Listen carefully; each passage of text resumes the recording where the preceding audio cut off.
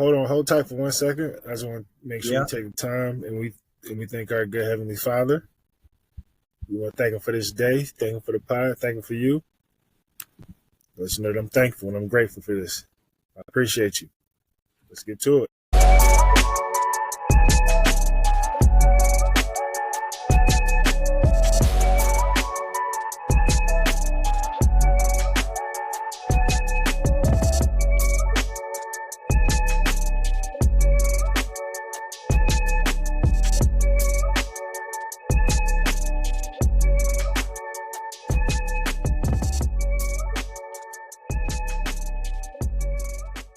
Welcome to another episode of the Inside Out Basketball Podcast. I'm your co-host, Pete Trammell, joined by the all-time leader, single-season leader in three-point field goal percentage, Wes Trammell. Oh, gosh. My brother, Wes Trammell. How you doing, Wes? I'm good, man. Excited to have a special guest on here, a legend. Indeed. Yeah. You know, it's we started this show, and we, me and my brother were doing shows prior to us even making them live, and a big part of this show was us, coming together as brothers, talking about basketball, talking about the way we grew up, talking about the things we love. But another part of this show was about me trying to tap into former teammates and people who are influential in the game, and I could not think of a better former teammate to put on than my man, Jason Jamerson. So before I even introduce him, let's just throw out a couple of accolades. So Jason Jamerson is one of the most decorated players in Grand Valley State history. I'm a witness of that. He made 303 career three-point shots, which I'm trying to remember, Jay. How many that I assisted on that? I don't know, but I assisted on a ton. Scored 1,713 career points, fourth most in program history. People don't realize this, Jay, and this is one thing that I know used to bother you. Jay is fourth all-time in steals, ninth all-time in blocks. Wow. Right. Wow. And but see, this is what guard position. This is what ticks him off. 3-time All-GLIAC selection, but for some reason they didn't put him on the defensive team. Like there was, I don't know what it was around the GLIAC. They just didn't think you played defense, man. Yeah. But didn't apparently. Right, and Jason in his career, 110-20 record across his 4 years, multiple conference titles, 2 Division II Elite Eight appearances. Post career, Jason played in 5 years overseas. Played in 3 countries: Germany, France, and Morocco. He returned to the U.S. and was an assistant coach at Davenport with our guy Paddock. a native of Muncie, Indiana. He holds a bachelor's degree in physical education, and he's been active in player development. So, without further ado, I want to introduce my guy, my former teammate, Jason Chambers. Give him a hand. Yes, sir. Yes, sir. Yeah, man. The compliments, yes, sir. What's up, man? I know we just had a little conversation. What's going on with you? Yeah, man. As I mentioned right before we started, family man now, as you know, 2 little ones, 2 little boys, and then just had knee surgery back in December for my 3rd knee surgery. Trying to all this to get back on the court. What we're talking about today. So straight up, just trying to get back on the court and obviously trying to pass on my knowledge to my boys. Absolutely. Make sure you go to the training room, get rehab from Megan. This is still nice. And don't miss treatment, or you're gonna, right, or we're all running 54s. I don't think I can make a 54 in 2 minutes right now. I thought about that the other day. Like I can't even fathom running at 54 right now. Right, man. Right. That Fathom. was such a good check. Brutal. It was such a good It was check. one time. I think it was. It was probably a couple of times when you were there, Jay. But it was one time, my senior year. So after you guys left, we ran 4 54s in a row. Nick Like- West. For somebody messed up. Nick West. Like in a row, Jay. He couldn't get something right in a drill. No. No. No. He was late. He was like 20 minutes late for for coaches coach's theory class. Yeah. Oh, and he made the whole team run for that? Yeah. Yes. That's Yeah. what Coach Wesley would do. And he kept like yelling at Nick. Yeah. And Nick was smirking Yeah. while he was yelling at him. Oh my gosh. So you don't do that, man. No. That was Wesley. Hey, you're gonna smirk? That's what, Back on the line. I'm like, yo, come on, man. Like, I mean, all of it. He may have missed one too. I think that's why we had to run think he another did. one, because I think he missed it. Hey, you're gonna miss one? Back. Yeah. I'm like, no way this is happening right that now. is wild. Yeah, And man. he was mad at me, Nick Carreri, and Corey Jones because we were his roommates. Yeah. But like, what are we Not supposed to help him. do? Can't make him get Yeah. to class on Right. time. Right. We're shaking him, throwing stuff at him, ripping his blanket off. He would not get out of bed. So Man. I'm not trying to be late. So Man. Right. Yeah, it's not on you, but that's how Wesley thought. yeah, exactly. You control the next. You control your teammate. Yep. I get it. Hundred- Can I mean, only do I so much. I understand the sentiment, but there are some situations that it wasn't even in our control. Like, it was just, Yeah. Right. I don't even know. He should have But, been running those 54s, not the team. man, Straight come up. on now. Come on. Well, let's get into it. We're going to start off with some interview questions because we want to get some. Because, listen, Jay I think I've probably learned more basketball from Jay than any one of my teammates I've had. Jay, he made me realize how much I knew I loved basketball before I met Jay, but I didn't realize it until I met Jay. And Jay, whole different level. And I think one thing that I think people sometimes miss with Jay because he was so quiet. First of all, he was a fierce competitor. Number one, I think people didn't realize because he was quiet, smooth, but Jay was a dog competitively. But his IQ was just crazy. Like, Jay was just a very smart player, and I think a lot of people remember the threes and the scoring, but Jay was very good at adjustments on the offensive side, defensive side. He just was a really good basketball mind, and I learned a ton of basketball. So I think our listeners are going to really learn a lot today about you and about just kind of what made you tick. So without saying much more, talk to us about your upbringing, Jay. How did you develop the love of basketball, and how did you develop as a player growing up? Yeah, so I mean, as you know, I have some older siblings. There's 5 of us in total. Me and my twin brother are the youngest, and like my whole family played basketball besides my sister. So my mom and my dad played, and then all my 3 other brothers played. So my mom said when we were about 2 years old, somebody gifted us probably some kind of Fisher Price hoop, and she said that's all we did at 2 years old. She's like, we had other gifts, bikes and stuff, and she's like, you guys didn't care. You just wanted to shoot hoops. Wow. So from the time I was like 2, she was like, you guys just wanted to play ball. And then growing up, I have an older brother who was about 2 years older than me and my twin, and he, wherever he went, we went. So he was at a basketball tournament, we were at a basketball tournament, and eventually they started letting us play up, playing on his teams a little bit, and then we started playing on some boys and girls club teams. We played with our, obviously our school team growing up, and then a little bit of not AAU but AYBT growing up as well, and then really a lot of park basketball. Me and my twin would always go, whether if it was during the school year, we'd go to Ball State Division I school. My school was on their campus in Muncie, Indiana, and we would go up to their rec center and just play with the college kids. We were in middle school playing with 18 to 22-year-old kids. Eventually started playing with some of their Division I actual guys on the team, and then we would go to a local park and just play a lot of 4-on-4 basketball there from all summer from like 5 to like 11 midnight. Man. So that was literally all I did was just hoop. Anywhere we could, we found a place to hoop. Crazy. One thing that I didn't hear in any of that was combs and training. Zero. I didn't hear zero of that. any of that. And Zero. we've talked about this, but I think that's what's missing nowadays is just playing basketball. 100%. Just playing. 100%. Man. I think there should be a mix. Like I've talked to kids and I do a little bit of training now, but like my thing is I tell kids like no matter what we do in this training session, like you have to go try this in an actual game. Like, whether it's pickup, whether it's 2-on-2, 5-on-5, whether it's your school team, AAU team.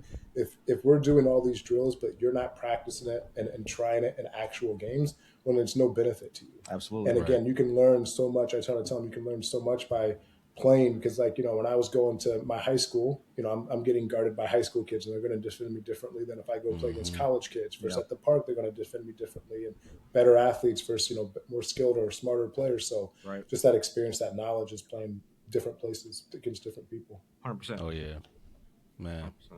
Love it. Before I ask this next question, I got a quick story. I've told you, Pete, this before, and you died laughing at this. I don't think I know the story. You told Jay. I don't think I did. Maybe you told Jay this, but this was I don't know what year it was, but I was definitely in high school. I was at you guys' game. Halftime came. Y'all went to the locker room or whatever. And I went to the concession stand, and I had no idea you had a twin, bro. And I saw Justin just chilling like by the concession stand. I'm looking. I'm like, Jason. I didn't talk to him, but I'm like, in my mind, I'm like, what is he doing? Like, first of all, how did he change clothes so fast? Like, what is going on right now? I was bugging. I went and got my candy, went back. I was like, Mom, I think I saw Jason by the concession stand. He was wearing street clothes. I'm like 16 at the time, so I'm just not thinking straight. Right. My mom's like, no, baby, he's got a twin. His name is Justin. I'm like, oh, okay. All right. No, that's funny. Yeah, I was bugging. But anyway, speaking of that, you played, you know, in high school with your siblings, right? So talk about that, and how was that experience for you? Yeah, I loved it. So like you mentioned, I have my twin brother, Justin, who we obviously played 4 years together. And then I have my older brother, John, who was a year older than us. And so, you know, so my freshman year, both of them started actually, and I was coming off the bench as our sixth man. Okay. And then, you know, I was okay with that. You know, I was a freshman, just trying to earn playing time. And then by the time I was a junior, I was our leading scorer, and we were just an offensive juggernaut for 2A basketball in Indiana. I think we were ranked number one in the state my junior year. I think I was averaging like 21 a game. My older brother John was averaging 20, and Justin was leading the state in assists. So, wow, you know, we were just offensive firepower. You know, we were just flying up and down the court. It was a lot of fun to play with my brothers. I probably haven't done it in a while. We played in just a quick story. We played in an old timers tournament, was what they call it now in Indiana, where they bring back players from, you know, I think you have to graduate like 15 years or so from your varsity team or something. And I just played in it like 3 years ago with my brothers, all four of us. My oldest brother played 2. He played about 2 minutes, then tore his Achilles. So we got about 2 minutes of all 4 Jamersons on the court at once. Dang. But it was fun. It was a lot of fun. John or Justin?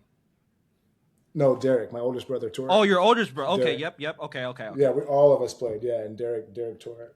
So. Wow, man, that's gut wrenching. You know, I can attest. You know, me and my brother, we're 4 years, 3.5, 4 years apart. So we missed the boat in high school because I was a 12th grader when he was an 8th grader. We did play a little bit when we were younger. Wes played up actually. So when we started playing ball back when we lived in Ohio, Wes played up. So he was like 4 playing up with like the 8-year-olds, you know, 7. That's how Wes really accelerated his play. And that's kind of, I can see how you and your brothers kind of, you know, your development was accelerated because you had each other to kind of develop with, you know. 100%. And I was thinking this too, you know, knowing your brothers and watching the tape actually, because I remember watching some of the tape from Muncie Burris, some good basketball, but all of you guys complimented each other. You know, and I think that kind of just happens organically, because I think, you know, when me and Wes played together at Grand Valley State, when you left and you guys left, I trusted him more than anybody else on the team, you know, because I knew where he was going to be on the court, and then our games complemented each other too. So I just think that there's a special part playing with your brother, and I would love for everybody to have that experience, because it's just a tremendous experience. Tremendous experience. Yeah. No, I agree. And just kind of piggybacking off that, I think you might have heard this a few times, Pete, but Justin and I, it got to the point where people didn't want us playing on the same team because they thought it was unfair. Because we just kind of knew exactly, like he knew if I was going to cut, if I was going to spot up at, and they were like, no, y'all can't be on the same team. So a lot of times in like pickup and stuff, they always split us up. And to this day, when we play, they still try to split us up at 40. So I got a comment about a gripe, but I'll say that at the end. But something that's regarding your brother. But let's keep it going. So so talk to us about. Go ahead, Wes. I'm sorry. Yeah, I got a follow-up question to your response. You said your freshman year you came off the bench. You're okay with it. I know a lot of kids. So this question is probably for the kids that are playing right now. Yeah. I know a lot of kids would probably respond in a way that's negative. Maybe they're discouraged. Maybe they don't want to. They want to quit or think about quitting. So talk about, I guess, the process you took. Being informed you're going to come off the bench. It's hard for anybody, especially when they're really good, and especially if you have two siblings starting, over you. So like, talk about the process that you went through from that all the way to junior year. You're leading the team in scoring. Well, you're making me try to remember something from 20 something. Gotta dig deep, Jay. Right. Gotta dig. Yeah. What I would say is my mindset was a lot of like, I know I'm going to play a lot of minutes though. Like even though I'm not starting, it doesn't matter like who's starting the game. We all know that. It matters who's finishing the games. And I was always finishing the games. I was our third leading scorer on the team, and I was our sixth man. So that's also telling you something. So like, I think my mindset was like, hey, just keep putting in the work. Like it doesn't matter who's starting right now. And I'm only a freshman. The guy that was starting above me was a senior. And we basically had our guard spots filled with my two brothers and one other kid. The other guy was like playing our power forward. And I was a probably 6'1", maybe 140-pound freshman at the time, if I was that much. So like, I'm not going to go out there and battle as a forward very well. So my mindset was like, hey, just go in there and do what the coach asks. And I never questioned my coach. We always had a great relationship. And then as you guys know, it turned out to me, leading our team in a lot of different things by the time I was a junior and senior. So just putting in the work is all that matters. That's good. Yeah, ultimately made you a better player. 100%. 100%. Being able to just sit on the bench. So talk to us about your recruiting journey. What ended up leading you to Grand? I kind of know the story, but tell the listeners about your recruiting journey and what led you to Grand Valley State University. Yeah, it's a pretty quick story, honestly. I didn't have a lot of people contact me at all from anywhere coming out of high school. I don't remember doing a lot, honestly. And when it comes to recruiting, I didn't know what to do. My older brother got recruited to a school, St. Francis, Indiana, in Fort Wayne, because the coach was my high school coach's roommate. So basically, we started reaching out to a few schools. A few schools showed some interest, and luckily, Bert Paddock, who's the coach at Davenport now, he was the coach at Grand Valley when we went there. He recruited me a little bit to St. Joseph's, and then got the job at Grand Valley and called me up and said, "Hey, I think you'd love it at Grand Valley. You should come out and check it out." At the same time, funny enough, I don't remember the coach's name, but a new coach from Muncie actually got the job at Saginaw Valley too. And he called me and asked me to come visit. So I visited Grand Valley and Saginaw in back-to-back days on the same weekend. And turned down Saginaw and made the right decision going to Grand Valley. And I don't know if I told you this beat before, but funny enough, fast forward after my freshman year, Wesley calls me in, to our end of year kind of review. And he's like, "Hey, I just got off the phone with Tim Buckley at Ball State." And I was like, "Oh yeah, what did he have to say?" And he was like, "Well, I asked him, why didn't he recruit you? He's right in your backyard, Muncie, Indiana." Tim was like, "Oh, we thought Jason was a great player. He just couldn't shoot." And my coach goes, "What? That's all this kid can do. He can't do anything else." Come again? So clearly he didn't recruit me because he didn't come watch a game. So That's so crazy. I thought that was just wild. Yeah, just wild. I clearly didn't watch anything that I did because that's all I obviously was known for at that time. Wow. Yeah, so. But that's a Division I's coach go to. They either say you're either not big enough or you couldn't shoot. Yep. So which that would have been a better excuse. At least give the right one. You know what I mean? Yeah. Like, hey, he's not big enough. But, crazy. But so then went to Grand Valley and obviously loved the visit, met you guys, and I was like, this It's all is the history. place I want to be. No It's all question. history. Yeah. Speaking of Saginaw, if I remember correctly, they're the only team or one of the only teams that got a home dub against you guys. In that era. Right. Yeah. They did our junior year. In that era. In that era. The buzzer beater. Luke Laser. Yeah. Remember Wesley got, I think Wesley got kicked out of that game or something. I thought maybe that's a different game, but wasn't Luke Laser that did hit a 3. So I think we were in a zone. We went to a 2-3 and we played man the whole game. Yep. And that's why I was confused. I'm like, why are we going 2-3 at the very end of the game? And very end. Yeah. And we were and we lifted it up too. So I think the back line was at like the 3-point line. So I think he snuck back in that back corner, and it just I don't know. I guess hindsight is 2020, but I just didn't know why we got into a zone. And I think Bean didn't Bean played that game. That was the game. He may have been out, because I remember there was a point where he was out for a few games. There was a point out for our junior year, yeah. Yeah, but I can't remember that home loss. I think we lost to Finley at home. I think my freshman year, your sophomore year, I want to say. That was the only home losses I can remember from that era. Yeah, from my sophomore to we lost a few more my freshman year because we were freshmen. Me and Bean were freshmen. Yeah, I remember that. But from my sophomore year to my senior year, we probably lost 2 or 3, and I don't remember the other 1 or 2 that would have been. Just those 2, Saginaw and Finley. Yeah, so you remember the losses more than the wins. I watched that one on TV. Right. Yeah, I remember the replay. Go ahead, Wes. Yeah. No, so it's funny you mentioned this. The Ball State coach said he didn't recruit you because you couldn't shoot, but you own the GVSU 3-point record. Not even close. Have you always been a shooter? Was that just something that was natural to you even at a young age, or is that something that I know you put in work to be a shooter, but was that something that you worked towards?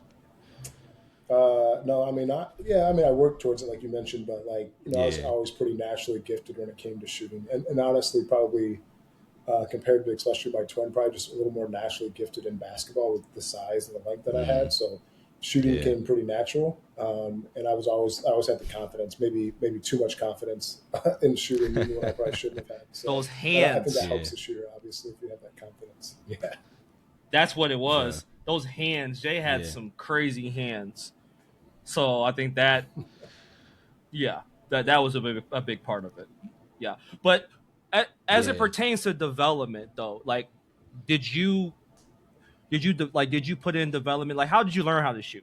Like, did you learn the beef method and you just kind of just went from there, or did you just pick up the ball and just started shooting it? Honestly, I don't vividly remember, but I think I just picked up a ball and kind of naturally had a decent shooting motion, which nobody ever, that was like, you got to change this or anything. So it just came naturally. And, I was always, like I said, confident. I was like, I'm not going to miss this next shot, no matter if I missed it or not. My next thought was the next shot's going in. So, And speaking of that, because, we like to help young players. A big part of what we do on the show is we like to, help young players with the mental aspect of the game.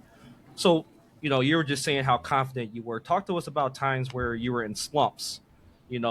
How did you get out of a slump? Like, what were some things that you did? How did you mentally and physically work your way out of a shooting slump?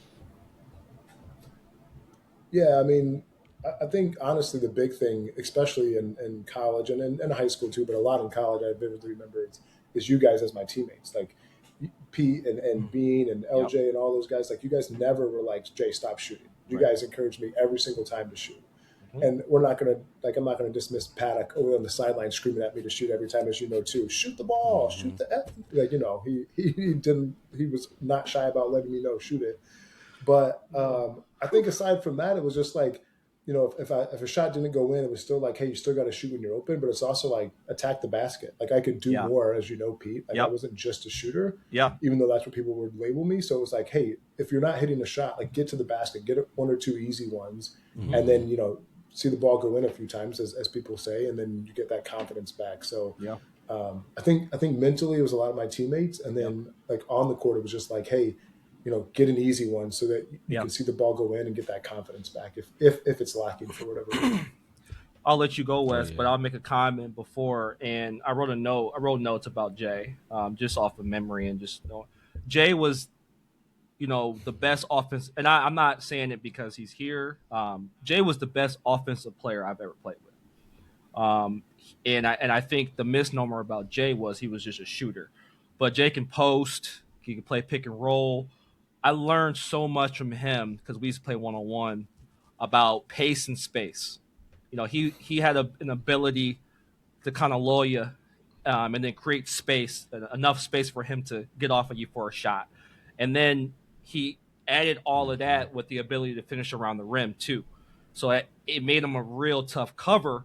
And I think that people who know that Jay could do more than shoot the ball. But I will say that he was the best offensive player that I played with, especially being with him for 4 years, playing with him for 3 years, but just seeing him on a day-to-day basis. That daggone left hand, best left hand and that's something I want to ask you too. Like, how the heck did you develop that left hand like that? But best offensive player I played with, bar none. Appreciate that. That. So yeah, bro, as Pete said, best offensive player he's played with. Obviously, I enjoy watching you when I was coming up. So people they remember that part of your game, but you were more than just an offensive player, bro. You, like Pete said at the beginning, top 10 in blocks, I think, with top 3 or top 4 in steals, bro. So like, how important was being a complete player? How important was that to you?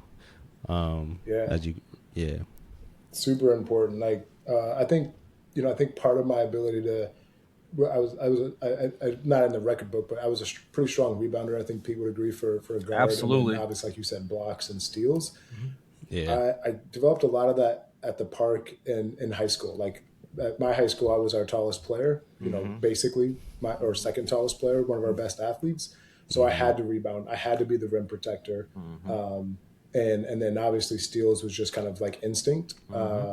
So I think that's a big part of it, is just the development of playing in those different, like I said, environments and it grooming me to hey, you got to be more aggressive. You got to be more physical in the paint, that type of thing. And then I don't think a lot of people know this, but Pete definitely does. My favorite player is Scottie Pippen. And I think he's one of the most complete players of all time. So like, I can't, idolize, I don't want to say idolize, but I can't have my favorite player be Scottie Pippen and then be only an offensive, weapon, if that makes sense. So yeah.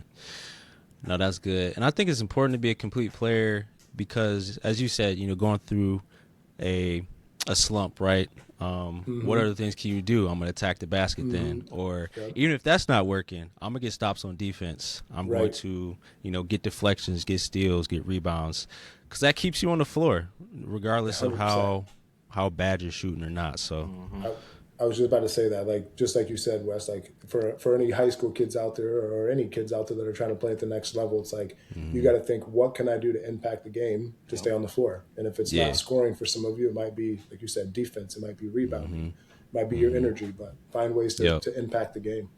Exactly. Yep. No, 100%. Wes, oh, my bad. I don't know if it was on me. We're just going. I want to skip to because I had some questions. So because I had a couple questions regarding some of our one-on-one battles. I know Jay remembers the story, so I'll jump to I'll jump to the question before, but I'll tell the story. So yeah, me and Jay would play. So I will admit, and again, I'm probably the last person to admit, but Jay's got me on the all-time one-on-one battles. I would say it's like 55-45, It's close. It's 55-45, It's probably closer to that, but it's within that range. He's the only person I would admit that about. So listen, congratulations, Jason. But there was one, there was one time, man, we were out at Kleiner, and if anybody knows Grand Valley State, we lived in North A our first year. Kleiner. And Kleiner's right Kleiner there. Burger. Yeah, Kleiner, right there. And we're playing one-on-one, and it was 10 o'clock at night. I don't even know, 11 o'clock at night. and yeah. we're just playing, and then and maybe because we were talking, maybe we were playing live and then we were like, let's go out and play. I don't know, it was something. So we're out there playing, and I don't even know. He was probably beating me, and then it got physical, and yeah, I don't know. I ended up getting mad about something, so then I don't know if I threw the ball and then I locked him out. And didn't let him in, and but it was funny because it was just I think we we were fine like the next day, but I just think it kind of went it kind of explained our competitive drive. I think that was kind of what I got 100%. Out of that was just that whole competitive drive. You remember that though, Jay? Oh, 100% remember that. I don't remember, like you said, what started it. I remember being outside at Kleiner. I remember you and I just getting into it, yelling at each other. I remember all of our games you tried to make every single one of our games physical though, because you were much bigger than me, and I remember like it's the only way I could win. So mad because I would just jack up threes. Yes, and I was like, I'm not going in the paint where you can abuse me. Yeah, and I remember that's where our games came down to is how many threes I could make versus could you get enough basically shots in the paint off. And I just remember Kleiner. I was like, "Yo, Pete, you got to let me in. I don't have my key to get in." And you were refusing to. I think people heard us because we were arguing. I think somebody came and let me in eventually. Yeah. Oh, I did let you in. Oh. I think somebody else did, and then I think you let me in. Petty, bro. That's so bro. Petty. Hey. Sometimes you remember Jay? If we didn't have the key, we just go through the window. Yeah. Like bro, man. Like bro, man. But let me get to the question. Go ahead, Wes. Oh no, I was just gonna say, like you said, Jay, Pete was a very physical player. Mm-hmm. Obviously, being Pete's brother, grew up in the same household as him. Mm-hmm. But I didn't realize how much of a psychopath he was until being on his team at Grand Valley. And you know how that first week of practice is. It's probably the roughest week of practice, not just like the intensity, but it's just sloppy, right? There's no fouls or anything like that. And I think we were playing 4-on-4 cutthroat at the time. It was like the first week, my first week of practice ever. And Pete closes out on me, and I try to rip through. And he I don't know if you remember this, Pete. I probably don't. But you came down on my arm mad hard. It hurt so bad. And I looked at you. I had the ball like this, and you just had to looking at me I'm like, oh, okay, this is different. This is different. So, yeah. No, that's Pete. Pete was, like you said, as much of a competitor you think I am. I think Pete's right there with me. He, on the court, he'd do anything to win. Oh my gosh, anything. Harm his brother if he has to, right? Hey man, listen, literally. Hey, so we got stories, man. Bus crazy stop. Stories. Oh yeah, don't not the bus stop story. Not the bus. We'll save that story for a later day.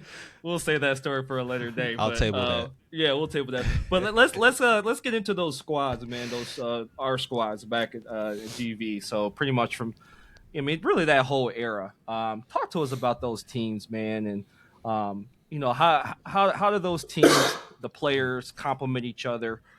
Because I felt like, and I'll just say how I felt, I just felt like we complemented each other, especially our core guys. Our core guys complement each other with LJ and being even prior to, great leaders like Courtney James and guys like that.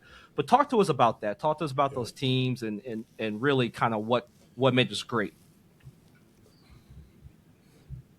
Yeah, I mean, I think a lot of it does start with the leadership, like you mentioned, from guys like Courtney James and Brian Arnold and Jerry Wallace, Marcus Wallace. Those guys kind of set the foundation, even though maybe we weren't as successful at times when they were there. But I think ultimately they set that foundation of we come in, we work hard every day. We play for each other. This isn't about me basketball; it's about the team. Mm-hmm. And then I think as we got LJ and obviously you and I and Bean and Kyle Carhart, Mike Hall, I think all of us, follow their lead, and then we all were just we can do something special here if we all just accept what our roles are. And I think that's the big thing too, is all kids these days, it's you got to accept what your role is for the team, even though you may want to be the star, that might not be what the team needs you to be. Absolutely. And it's I think we were so great because like guys like Joel Weimer, who you know, he came from Lake State as a starter to come to Grand Valley and knew he was going to back me up. Like what his minutes went from, he was playing basically a whole game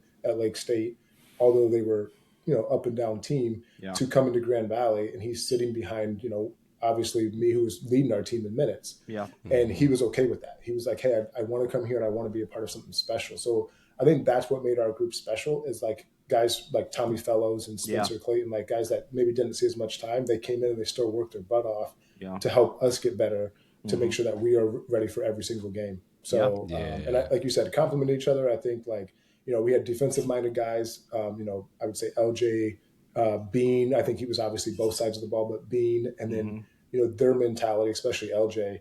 You know, his mentality, I think, really rubbed off on the rest of us. And I think you, Pete, like he really rubbed off on you. Like you loved playing defense, which then obviously, even though, you know, you mentioned I had some good defensive moments. Like I don't think people would have looked at me as a defender, but that made me want to step up my defense. Like hey, I got to be better because these guys, I can't let them down. So I think that was the whole thing, is like we just held each other accountable, and we like, hey, I'm not going to let the next guy down. No, 100%. And I'll let you go, Wes, but I'll just follow up. You know, just from a basketball perspective, from a mental and development perspective, you're 100% right. But from a basketball perspective, I just think that our skill sets definitely, you know, mesh together very well. You know, I think that, you know, I always looked at our team, and I think our team we were good at every level.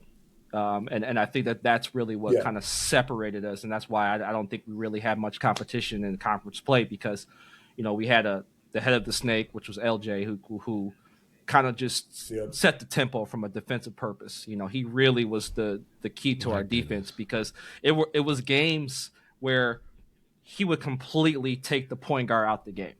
Take out the point guard 100%. Where he wouldn't 100%. the other team's coach wouldn't even have the point guard bring the ball up. It was like that.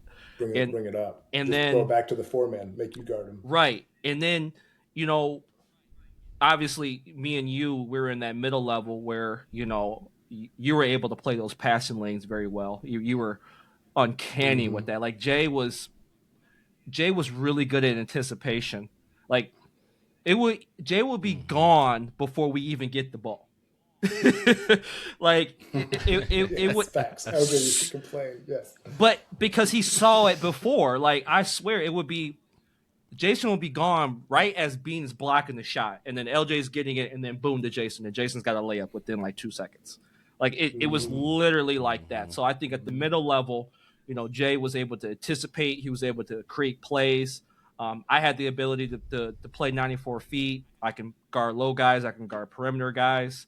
I mean, I think so many positions. And then I think obviously, you know, Bean was the anchor, and you know he probably. I mean, he was probably. I would say Bean. I'd say Bean was the best player in the history of our school, and I would say that probably in the history of our league and in Division II. I don't know if there was I don't know if there was a better defensive big in the league in the history of that league, because he was I think he blocked a lot of shots, but he definitely altered a ton of shots, which definitely created a lot of breaks for us. And so I just think from a basketball perspective, we all were kind of connected, and it was kind of weird from I think we struggled more offensively, because I think at times I think we did, because maybe some of it was strategy. We can get into that another day, but I think some of it was, you know, we all could score, you know, but it was like, who do we need today? You know, it was some games where, like we need you to score, like you have to score, or, you know, Pete, no, you have to score, Jason. So I think that's what, you know, made us special, was every given day, every given game, any one of us can lead the team in scoring. 100%. 100% agree. Man, as a 15, 16, 17-year-old watching you guys, it was just, I couldn't miss a game, honestly. I could not miss a game. And I always knew when LJ hit that pull-up, first shot of the game, I knew it was going to be a long night for the other team. Like, I already knew what it was. But anyway, like watching you guys and actually coming up to play during the summer with you guys, like you're the reason why I decided to come to Grand Valley, because I wanted to do what you guys were doing and continue that tradition. But I want to talk about that Michigan State game. We could probably do a whole episode on that game alone. But yeah, just talk about that, both of you. I just want to hear y'all kind of reminisce about that game, because from what I remember, I can set this up. From what I remember, the game at Van Andel, you guys were kind of had a comfortable lead, right? In the game in Grand Rapids, and Michigan State ended up coming back to win that game. And then the game at State. This was ignorant. Y'all, it was Michigan State weekend. They're having some type of pep rally on the court. The football players is on the court. Y'all fools come out during the pep rally. We did. So one of y'all bumped into one of the football players and looked back at him like, yeah, like what? I'm like, okay, they're coming to play today. I was sitting second row right behind y'all on the bench. I was ready, bro. But yeah, talk about that game and I just want to hear y'all reminisce, man. Go ahead, Jay. You want to go, Pete? No, you go ahead. Okay. So yeah, I mean, yeah, we were definitely excited to play. I remember, like you said, the year prior at Van Andel, I think we felt like we got robbed. I think they did make a comeback, if my memory serves me right, and there was a couple questionable calls I think they missed, and we felt that they missed that gave them the win. So we played them at home or at their arena the senior year. We had our same team back basically. We had, I think, one new addition, and Nick Freer that was really getting minutes, who was obviously a big addition for us. Yep. And you know, we were like, yo, we just had this team last year, and they're ranked. They're, you know, obviously a big team, but we're like, we are good enough to hang with them. So I think we just wanted the mindset is like, we can beat this team. LJ was like, I'm locking whoever's up in front of me, which happened to be Drew Neitzel that night. And you know, I think honestly, it was just like, it was such an awesome atmosphere, as you mentioned. Just that weekend, being at Michigan State, we played there obviously our freshman year too. My freshman year, Pete wasn't playing at that point; he's redshirted. But I played there my freshman year. That was just an awesome atmosphere. So they were ranked. I think they had just got a new arena, if I'm not mistaken, new locker room. Sorry, a new locker room. And if I remember, after we beat them, they kicked them out of the locker room for like a week or something. Because I did hear that. I did hear that. Yeah. So That's no, funny. I loved it. It was a great game, and it was a lot of fun. I remember that. Man. Yeah. No, absolutely. What you got to say, Pete? Kind of just similar to what Jay said. The year before, I think we had a 16-point lead at half. Dave Thompson had a great first half. I remember Dave came out and played very well. I think he had double figures in the first half. We jumped going off. Yeah. So we jumped on them pretty fast. And then I remember the second half. I just remember they were running a UCLA play. So UCLA screen where, Neitzel will come down. He'll enter it. I think he entered it in the elbow or the wing. Came through off a up screen and then kind of came back and got it. And then they were pretty much empty a side out for him and Suton or Namick for a side ball screen. So they ran that play probably the last 15 minutes of the game. And I say this all the time about officials. And I don't know if there's a delay. There might be a small delay with my my delivery, but if you can see it, Wes. But anyway, the thing about officials, I learned this as a player, as a coach. For me, it's not about the calls they make; it's about the calls they don't make. You know, and that's what really, I think, that turned the game. I think there was a ton of moving screens. I'm making sure we're not frozen. There was a ton of moving screens, and it freed up Drew. And I knew playing ball with Drew growing up that Drew just needs like a couple inches, and because I recall he had 22 in the second half. So that to me that that kind of changed the game. So I wasn't. I guess it is what it is. It's still a loss. Unfortunate because we felt like we had it, but unfortunate. And then, the next year, honestly, I don't know if Jay can attest to this, but we were confident. I mean, we knew we can play with them. You know, we knew from the year prior that we probably should have won the game, and so we were really confident coming into that environment. And I think that the fact that we've already, with our core, have had a lot of big games, I don't think that we were intimidated by the crowd. Even though, I tell you what, that the court was vibrating. You know, it was like vibrating, and I was just like, this is insane. But all in all, though, from a basketball perspective, yeah, I just think that it was a good matchup for us. I think, you know, LJ did his thing with Drew. I think he had a good idea what Drew liked to do. I think Bean probably was a better player than Sutan. So I think we were better in that matchup. And then on the wing, they were really young on the wing. I remember, I think that was Darrell Summers and Chris Allen's freshman year, even though they were really talented. I don't think they were ready. Kalen Lucas, he was a freshman on that team. They still had Travis Walton too, though. Yeah, they had T. Walt. They had Raymar Morgan, I believe, still on the team too. So they still had some talented guys. I don't know if he played that game though. Yeah, I don't think he did either. But all in all, I said, it was a great experience. I do remember I fouled out. Of course, I fouled out, but I fouled out I think right before we went to overtime. But the two things I do remember very vividly, three things I remember. Alvin Stores. I remember Alvin. The dish. The dish. The baseline. Yep. Oh my gosh. Justin Ringler. Was amazing. And then Jay's scoop layup.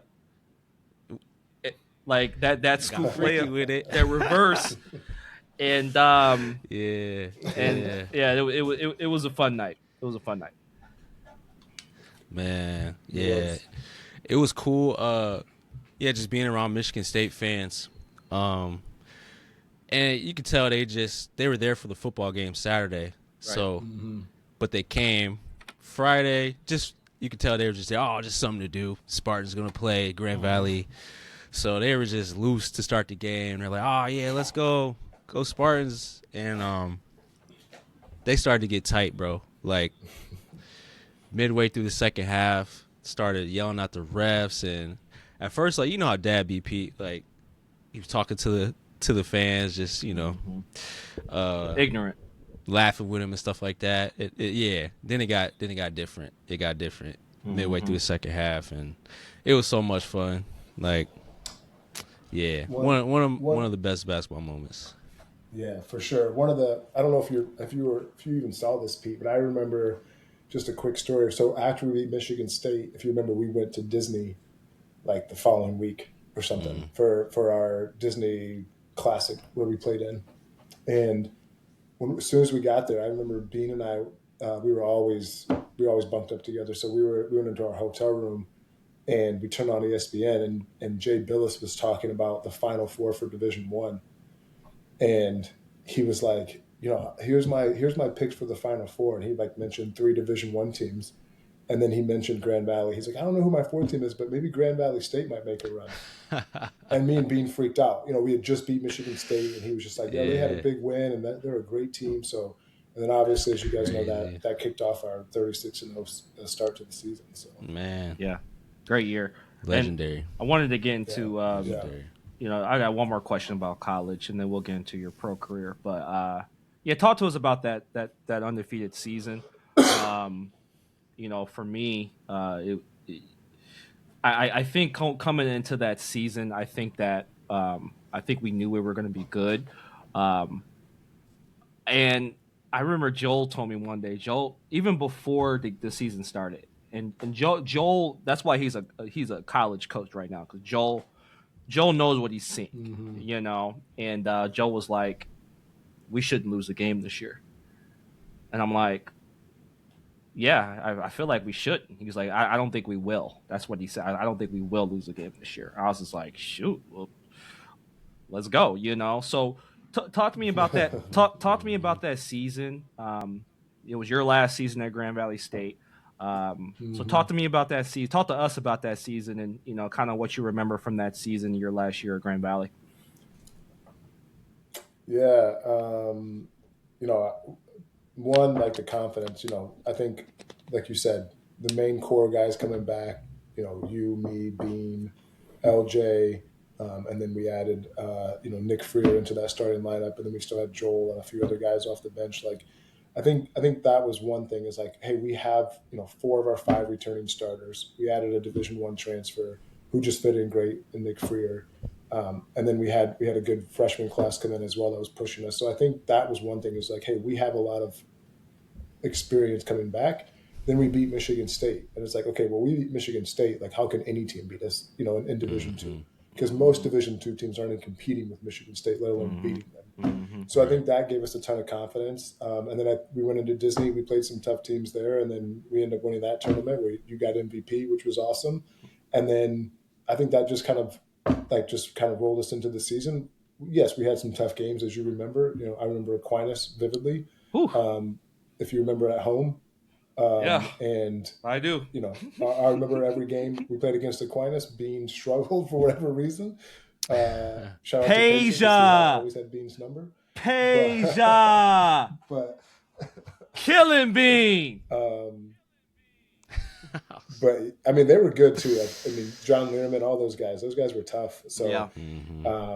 But we had some tough games. I remember, shout out to Finley, who obviously won right after us with basically the same kind of blueprint we laid out for them, where they had all their junior class. We did kind of handle them for 3 straight games, or 3 games in our senior year, but then they turn around and go undefeated and win it all. So shout out to them. But like, I think that's what it was. It was like, how was it 4 times we beat them? No, they beat us 4 times the next year. they beat you guys 4 times the next year. Oh, I don't think I knew so that. Jay, real quick, Jay, was real, huh? Jay, yes. So yes. it was because that year it was the first year that we did a round robin with the South. So we played a home and away with them, and their first game against us was back at Grand Valley State. And I sat and I told the guys before the game, I'm like, guys, listen, you have to be ready for this. What's happening, because they remember losing here 3 times. What we did to them. Mm-hmm. So they are going to try to we were not have ready. retribution. And go ahead, Wes. Yeah, I was just saying we were not ready, but I remember, like, you've seen those NBA videos where, like, someone does a spectacular play and they watch the opposing bench, their reactions, and, like, they kind of, like, jump. That's kind of what happened when Morgan Lewis took off. And he dunked it so hard, and we were on the bench, like, just like, oh, snap, like, okay. Yeah, man. He was different. But he was different. He was different. Yeah. But no, that team was tough. I remember beating them. Definitely having some really good battles with Morgan Lewis and Bostic. And, I don't remember their point guard's name off the top of my head. Marcus Parker. Parker. Marcus. Yes. But yeah, and then I think what my seniors, going back to that real quick. I think what really hurt was just the fact that we got to the Elite Eight and, for the second time in a row, and just probably just like, it might have been the worst game we played as a team in the 4 years I was at Grand Valley. Even like we just, for whatever reason, like nobody really had it. Like, I know Ringler put up some points. I think I put up second most points. It doesn't really matter, but like nobody really had it. Like we just didn't have it that game for whatever reason. Yeah. And just and I don't think Winona State was better than us, to be honest. I just think they were better that day. Yeah, so that was the tough part of that whole season. Oh man, that's gut wrenching. Winning 36 games in a row. Do you think, or did you ever feel like pressure? Maybe not to lose or not to, I don't know. No, I mean, trying to think back to almost 20 years ago, but no, I don't remember like pressure's never really been something that I like physically, like I've typically felt on the basketball court. It's like, Okay. I've been doing this my whole life. Like, why do I need to feel pressure over this game versus the next? Like, Yeah. I've always had that confidence. Like, we can beat any team. And obviously we were improving it that year. Yeah, right. So I never felt that kind of pressure to be like, oh, we can't lose this game, or hey, if we lose this game, now our season's a failure. What I look back on, honestly, Wes, what I've thought about is, I don't know if you guys are even aware of this, but I think the best record in at least Division II history, I think, was set by Finley the following year, where they went, I think they went 36 or 37-0. But like, what I always think back is like, we could have set that record and it probably would have been broken, because you got to think we were 36-0 before we lost to Elite Eight. We had that game, which would have put us at 37-0. The next game would have put us 38-0, and the next game would have put us 39-0. So we would have set a record that would have probably never been broken had we just got over the hump. Yeah. So, Gut wrenching, dude. I mean, still a great team. So I mean, still can't complain. Like I said earlier, you know, you remember the losses more than wins, and I do remember this though. Division, the way that Division II does it, there is a delay too, fellas. So you probably hearing me late, but the way Division II does it, they don't, especially when you get to the Elite Eight, they don't reseed. So we were going to play Winona. Us and Winona were the two best teams in the nation. The whole entire year, it was us and Winona the whole year. And if anybody knows anything about Winona, they had a dynasty, because I want to say that they won at least a championship, a couple championships in that era. They won two. Yeah, with two in that era. With Flowers and Smith, those guys, and Henderson. I remember names. Yeah. But I felt like that game was the championship game. I felt like that could have been the championship game. But yeah, man, I don't know. It's something that we all probably won't ever drop. But then again, I just think about all the special things that we did. It doesn't really take that away. But yeah, it's just one of the biggest, I won't even say regrets. It's just, it's just a tough pill to swallow. Yep. Maybe disappointments. Yeah. Yep. Not to open up another one with the year before that, when y'all lost on long shot. Sorry. Yeah. Right. But I was in school, and Coach Dyke got me out of Spanish class, and he got me in the hallway. He was like, "Hey man, it looks like your brother is gonna do it. They're leading with a couple seconds left." I was like, "Oh, I bet." I went back into class. I'm like, "Yeah." I like high five some of my boys. I'm like, "They about to go to the Final Four." I didn't even sit down yet. Another knock on the door. Coach Dyke was out there, and I went back out. He was just like, I'm like, "What happened?" So yeah, the other team hit a 40-footer to win the game. I'm just like, are you kidding me? Yeah, I mean, I can't even imagine how y'all felt, but yeah. Well, I just vividly remember. Go ahead, Pete. No, you good. I just vividly remember, like, after Mike hit that basket with like, I don't know, what was it, like less than 4 seconds. Yep. I remember like everybody. I was looking at our bench walking back, and Pete knows, like, I'm never like too excited or too down. But I remember everybody being super excited, like, "Yeah, let's go, we're gonna win, we got this." And I'm just thinking, we got to play defense, guys. Like, we still got to play defense. I remember looking like, guys, we still have to play defense. There's, almost 4 seconds left, and they have one, if not the quickest player we probably played against in the 4 years we were there. That kid was fast. And then they inbounded to I can't think of his name off the top of my head, but they inbounded it to him, and he got by. I think LJ slipped when they inbounded it, so he got by LJ, and then like Bean was like a statue to him at half court. Ran right by Bean, and I remember LJ kind of recovered and jumped, and I think kind of contested his shot, and he like kind of double clutched in it. And I was under the rim, I think, at this point. And I saw it coming. I was like, "This is going in," and it went in. It was like slow motion, and then it's the worst feeling. Yeah, it was a tough one. I mean, heck of a shot by him. And as if the viewers don't know, like, they went on to win it. He made two incredible other kind of comebacks in the next game and in the finals to win it all. Goodness. Yeah. Well, with that being said, Go ahead, that ends the episode today for the Inside Out Basketball Podcast. Sorry, y'all. But no,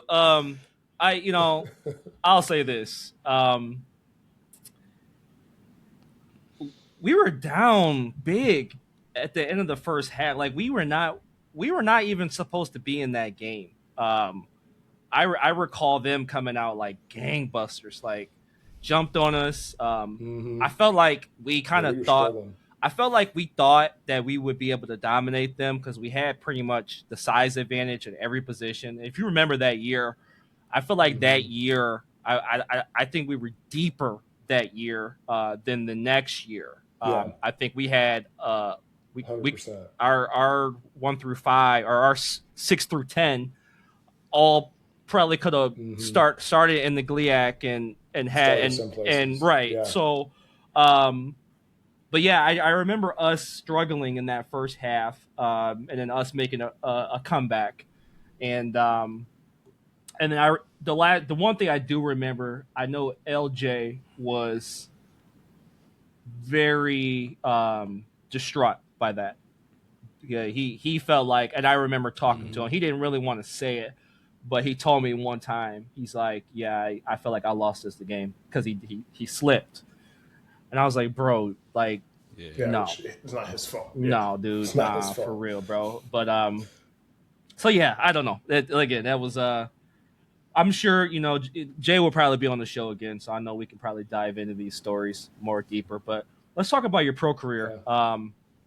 And you played in five years, if I'm not mistaken, 3 different countries.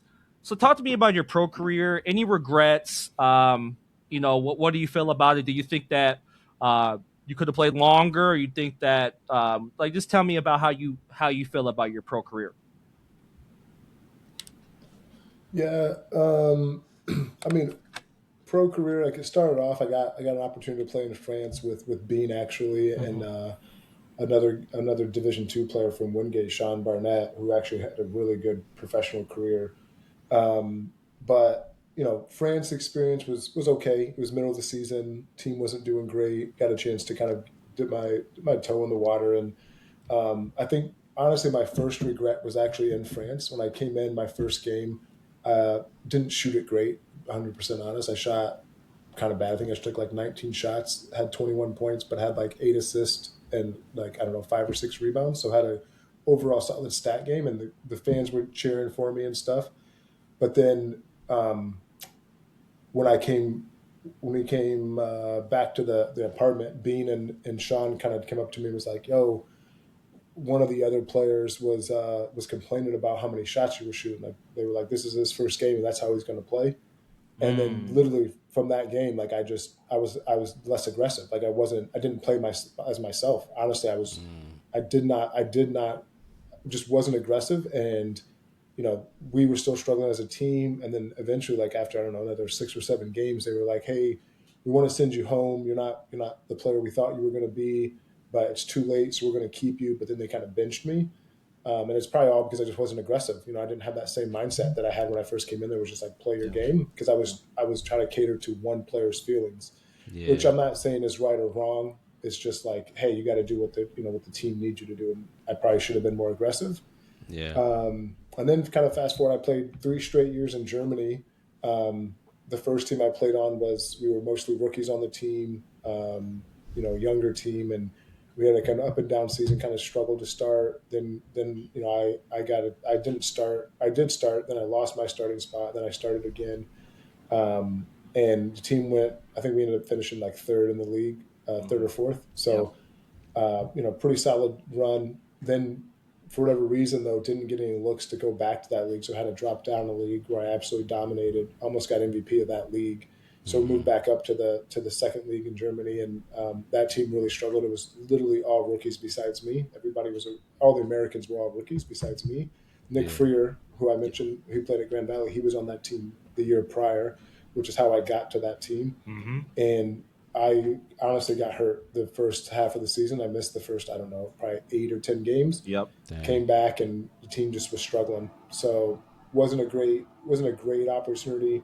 And then probably the biggest regret I have is after that last year in Germany, I had a couple opportunities to go back to Germany, and I chose to go to Morocco, and that just didn't work out. Morocco is just wasn't a great place, at least at that time, for basketball.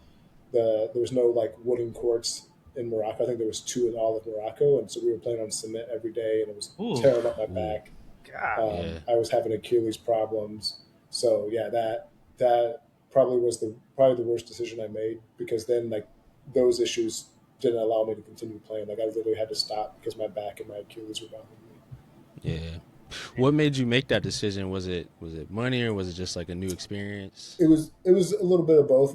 They offered a little bit more money, but a lot of it was like, hey, I want to see a different part. I've been to Germany, for 3 years. I wanted to try something different. And my thought was, hey, if I do well in Morocco, I can always go back to Germany if I need to. But like, that's also probably, heads up for kids out there that are looking to play overseas in the future is, ask questions. Because like, again, I had no idea that I was going to be playing on cement floors in Morocco. And I was only there for about I think 3 months maybe, and the season never actually even started. So we were practicing every day. I think there was 2 scrimmages. I don't think I even played in either one because of my back. And then I left before the season ever even started. So wow. Man, so talk about your transition. I know a lot of, like Pete says all the time, coaching is so much different than playing. It's a lot harder. Talk about that transition for you, and how tough or how not tough that was. Yeah, so I came back, and after playing, I coached a little bit at my high school with one of my high school teammates, and then, as you guys know, I coached at Davenport for a couple of years with Bert Paddock. 100% Pete's right. It's so different. It's so much harder to coach, mainly because you can't go out there and demonstrate a lot of the things you want to. Back in college, I can go out there and I can show you what I want you to do, and then you can kind of follow my lead. And that was probably more of my leadership, as probably Pete would even attest to. I wasn't super outspoken. I was more like, hey, I'm going to work hard, so you need to follow what I'm doing. Yeah. And as a coach, it's you got to be able to obviously communicate those things. So it kind of helped me become more of a communicator to my to obviously to the players I was coaching, and to the staff, to anybody. But I think that was it. And then trying to find ways to help kids understand and trust what you're saying. And part of that, credibility you get, and Pete can attest to this, and you probably can too, Wes. If you play at a certain level, if you play in college, if you had a good college career, if you get a chance to play overseas, some kids are going to respect you and listen to you because of that solely. Hey, this guy's done it at the highest level or a high level. I can respect that. Other kids still maybe question what you can do. And Dominez Burnett, who was at Davenport, one of the best players I've probably ever coached, to be honest. One of the best players I've seen in person. He's really good. Yeah, he's a dog. I think I don't want to say he didn't trust me, but I think I had to earn his trust. It wasn't just hey, you were a good player, I'm going to trust you, because he was a heck of a player. He was, and in all certainly he might have been as good or better than I was, at his own level. So I remember, and it wasn't just him. There was a couple other players, but I would be telling them hey, this is how you got to do this. You got to defend this way. And I remember one day after practice, I was like, Paddock, let me jump in a one-on-one drill with these guys. And he was like, okay, go ahead. So I jumped in one-on-one drill with him. And I remember one of the guards on the team, big, strong kid, about 6'3", probably 220. Jeez. And he would just bully his way to the paint on these guards. Bully him, just body him and just lay the ball in. I was like, guys, when he bumps you, he's leaving the ball right in front of him. He's vulnerable there. I was like, strip it out of his hands. Yeah. And they were like, what are you talking about? You can't do that. So obviously I jump in this one-on-one drill and I do it to him the first possession. He bumps me, I knock it out of his hands. And literally the reaction, every kid, oh my gosh, that worked. You can do that. And then I went on and proceeded to score, I think 5 out of 6 straight buckets on a couple of those kids. And then they were like, okay, he can play. He can play. And so I didn't win. I didn't win the one-on-one battle. I think Dominez ended up winning it, to be honest. And I played Dominez a few times individually, but yeah. So like I said, coaching is tough because I can't always do that, especially as I get older. I can't go show those kids what I'm talking about, and it's got to be I got to be able to communicate and show them this is what I'm talking about when I can't physically show them all the time. Yeah. But I loved it, just being able to to connect with kids, give back to the game, watch these kids grow and develop and understand basketball is important, but there's also more to life than just basketball, but use basketball as a vehicle, as a tool to get Absolutely. Yeah, to speak to that, I'm gonna get into some other topics. Talk about the state of basketball right now, the development from high school to pro, especially in America. How do you feel about how Yeah. our kids are developing? I mean, I could go on for this for days. Just to let y'all know, I just talked about this with some guys in a group chat. Um, I think just kind of big picture. I think the one thing you got to think about when you're thinking of the game of basketball is like, what are you considering the standard of basketball right now? Like, are we considering the NBA as the standard of basketball because it's the highest level in the world because it has the best players in it? But is that really the best style of basketball? Like, I think many of us would, true basketball fans would say the European style of basketball is actually better, where it's more team based, more fundamentally based, as opposed to more isolation and jack up threes or analytics based like the NBA has. So I think that's the first thing that I always think is like, what is our base of basketball? Like if we're basing it on the NBA, like you're basing it on an entertainment industry. Like it's basketball, but it's also focused to entertain and bring in revenue. Yeah. So like to me, I think I'll be honest with you. Since I moved to Texas, I haven't had as much time to go to watch as many basketball games as I'd like. But I think in general, like training, kids do a lot of training, which I don't think is necessarily a bad thing. But I think the thing that a lot of kids are missing is just, as we talked about earlier, is just playing. Like you got to get out there and play, and you got to play as much as you can, any place that you can. Play against older kids, younger kids, your level, higher levels. Like you got to find ways to push yourself and improve, because again, every experience of you playing is going to be different. Whether you're playing against kids your age or older kids or younger kids.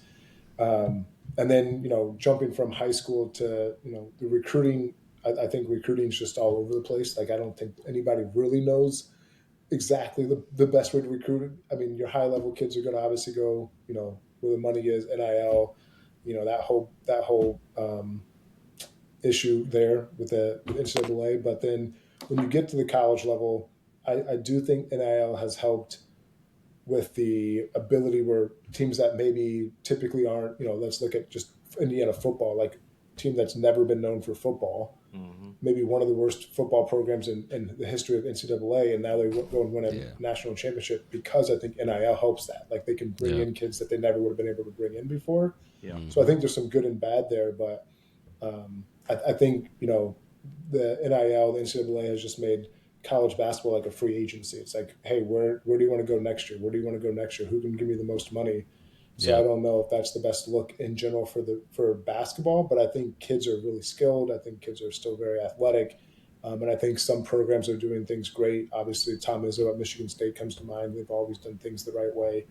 I think, John Shire at Duke does things the right way. I mean, he obviously learned from one of the best in Coach K. So, yeah, I mean, state of basketball. I think there's a lot of really talented players out there, and I think the game in general is at a good place. But I think, like, I'm looking at it from where's the best basketball and what we need to do better in the States is we need to teach what they do in Europe. We need to teach more fundamentals. We need to teach more team concepts as opposed to, hey, let's go play AAU.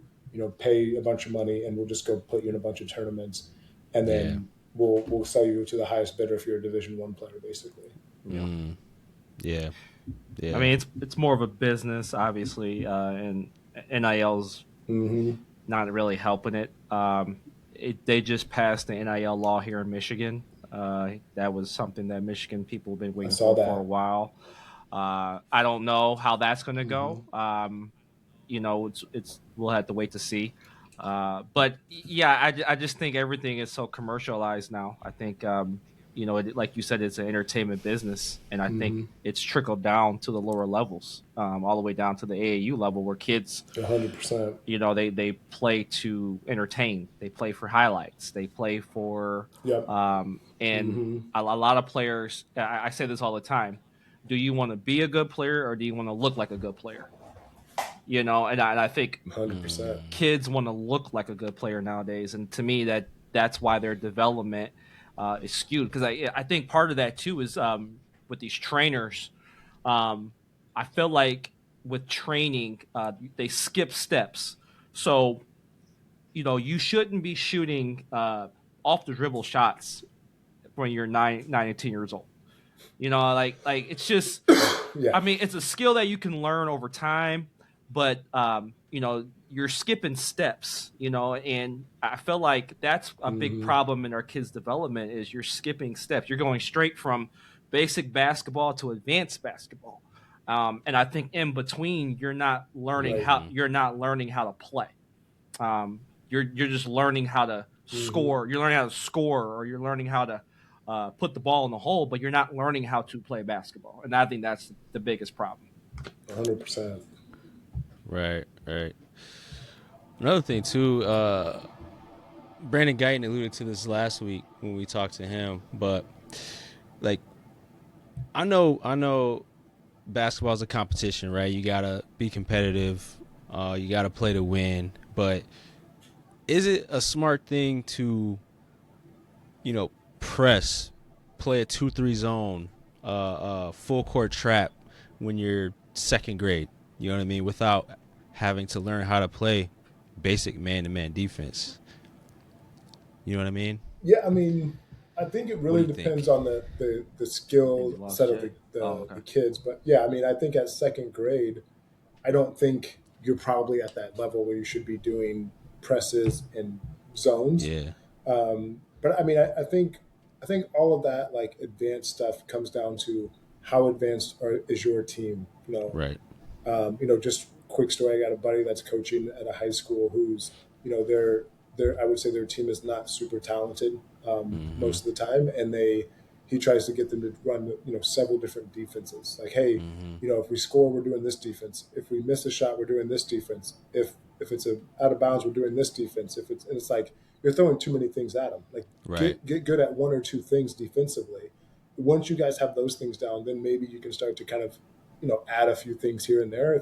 Pete can attest to this. Like in college, like we were typically in man. Occasionally we would go to a 2-3 zone, but the things we switched most of the time was our ball screen defense. We didn't switch our actual defense up a ton. It was what was our ball screen defense going to be, and then also with our group, just throwing this out there too as a quick story, is like Northern Kentucky. If you remember, Pete, my junior year, when we went to that ice defense, we'd never done it before, but we implemented after watching them for 2 games. They had 2 really good guards, and we were like, we want to get the ball out of those guards' hands, and we implemented icing where you force the ball handler to the baseline and they have to pretty much throw it back to the big, and completely took them out of their game. So it's like if you have players at a high enough IQ, I guess you should say, that can understand the things you're trying to throw at them, it's one thing. But like in second grade, you probably only have a handful of kids that will be ready for an actual zone or press or a run and trap.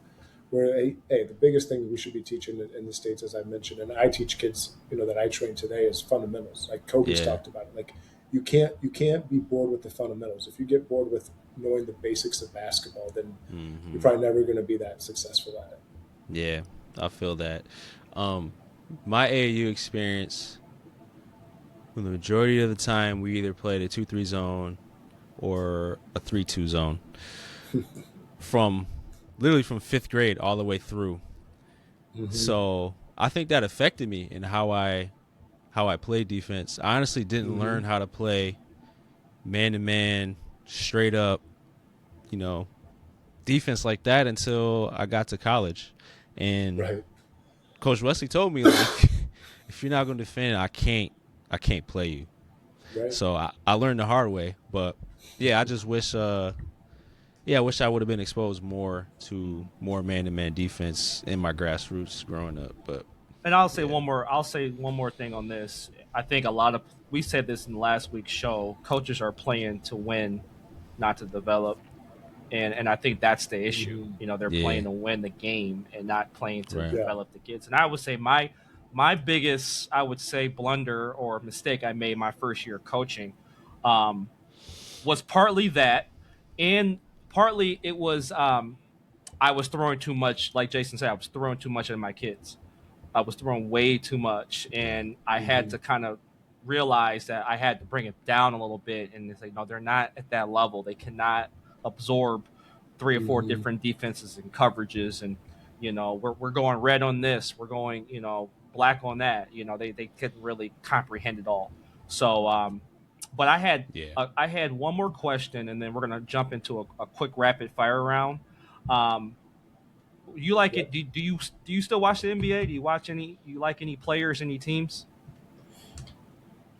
Yeah, I mean, I still watch a little bit of both college and NBA. I probably watch more NBA, but yeah, I still. I mean, team wise, I've never been like a team specific team guy. Same. Like, I Same. guess if there was a team that I usually root for, it would be the Warriors. But Yeah. I'm more of like the players. Like, I want to watch the high level, the elite players. So, you mentioned a elite player I'm watching: Joker, Giannis, LeBron, Luca, Steph. SGA, like Wemby. I'm watching all those guys. Nice. Mm-hmm. Any more Wes questions you want before we jump into this rapid fire? Nah, we can get into rapid fire. All right, Jay, we're gonna do a quick rapid fire round. This will be NBA players. Okay. Now, there is a delay, so I know you're hearing things a little late. So I'm sorry, but I will try to say it as fast as possible.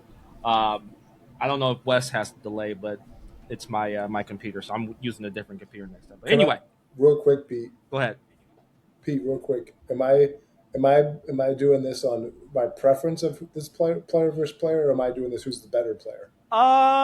Better player. Okay. Better player, because well. Okay. How about that's fine? We how can about do that. how about you?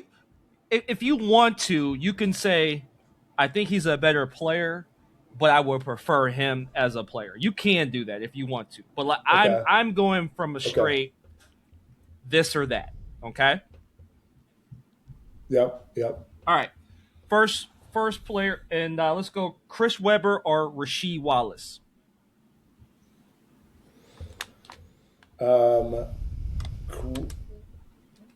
Chris Webber's probably the better player. I think Rasheed Wallace was more talented. This one right here. I'm gonna see what you're gonna say. Jason Kidd or Steve Nash. Oh man, I thought that was going to be what you asked. Career-wise, like accolades, it's probably Steve Nash because his MVPs. But if you're telling me, like, if you're asking who I want, man, that's tough. I'm probably actually taking Steve Nash because I do think he's a little bit better orchestrated in offense. I think Jason Kidd is better, a little more complete. But one thing I will say about Jason Kidd, I don't know if he's quite the creator in the half court. I think if you think back at Jason Kidd's career, I think he's better in the full court when it comes to passing and playmaking. Yeah, that makes sense. Disclaimer: Jay's team on NBA Live 07 was the Phoenix Suns. I'll just Facts. he's a go hard with them Suns, man. All right. 7 seconds are left. Yep. All right, let's go. Dwayne Wade or James Harden? Dwayne Wade. Okay. It's an easy one for me. Okay. Hey, hold up. James Harden's. Go ahead, Wes. No, you Pete mentioned NBA Live. I have a weird memory, so you probably don't remember this, Jay. But I was on my official visit, and we Alvin and Mike Prisdale brought me to. It was a party at one of the girls' basketball players. Everybody was like obviously partying, but Jay, you was on the sticks, bro. Everybody else was doing their thing. Yeah, and you were talking so much trash. I'm like, wow, like Jay got to figure it out, man. He out here. I didn't drink, so them parties were more just for everybody else to have fun. I was out there trying to take somebody's money on the sticks. That part. Anyway. All right. This is going to this is when things are going to get interesting. Okay. Scottie Pippen or Kawhi Leonard? Cool. Me personally, I would take Scotty, but Kawhi's probably the better player. At this point. Being honest, okay. like, Well, accolades, he's probably a little objectivity. better offensively, but Okay. yeah. But I'm still taking Pippen on my team. I think if Pippen had a chance to be the number one for an extended period of time, I think that the perception of him may be a little different. I don't disagree with that. I think the one thing, and not to get too off topic, but I think the other thing is like today's game is so much different. Like I can't take Scottie Pippen from 1995 and throw him into 2026 now. True. That's not necessarily fair to him because Absolutely. he didn't grow up in today's era of Right. technology and everything. Yeah. But like if you are if you're able to take if you say Pippen, Jordan, all those guys, Bird, all those guys, are born around the same time LeBron is and has grown up in this era, I think all those guys are still elite, and I think their games evolved to today's game, and vice versa. Like I can't just say, hey, you throw LeBron back in 1960 and he's the same LeBron because he grew up differently in 1960s. He's still going to be elite, yes, because he's LeBron. He's still going to he's still going to be bigger than everybody else physically, but the game is different. Then he's not going to be able to do the same things. So right. Just something to think about. I always when I'm comparing players. 100%, and I think that's where a lot of people miss the boat, especially with players from the 90s. And I tell people all the time, the game was different. If you were to 100%. ask these guys to shoot more threes, they would have worked on threes and they would have shot more threes. But they weren't. So people like there's this guy on social media and he has like clips of the 90s players and he just said they're bums and I'm done with the 90s or the 80s, and I'm just like, yeah, like if you're looking at it from the lens of from 2026, then it looks like a different game. But people forget, It's different.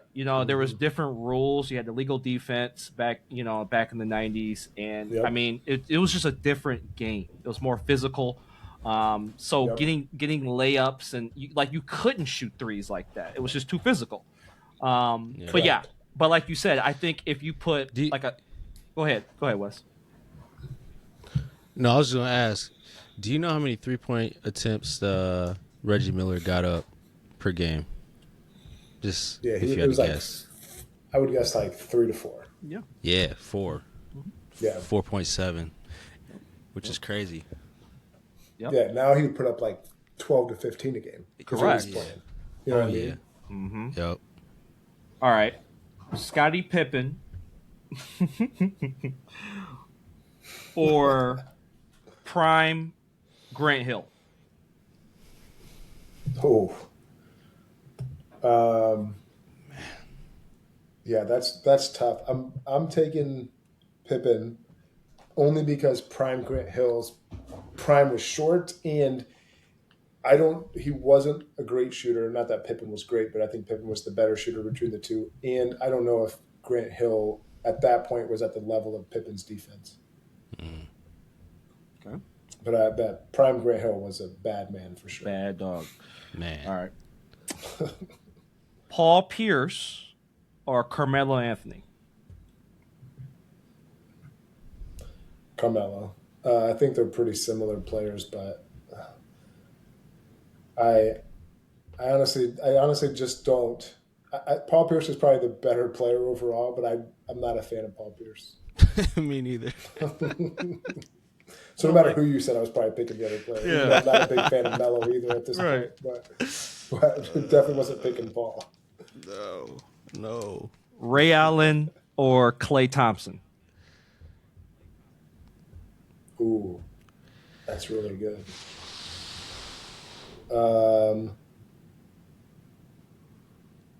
I'm probably taking Klay because of his.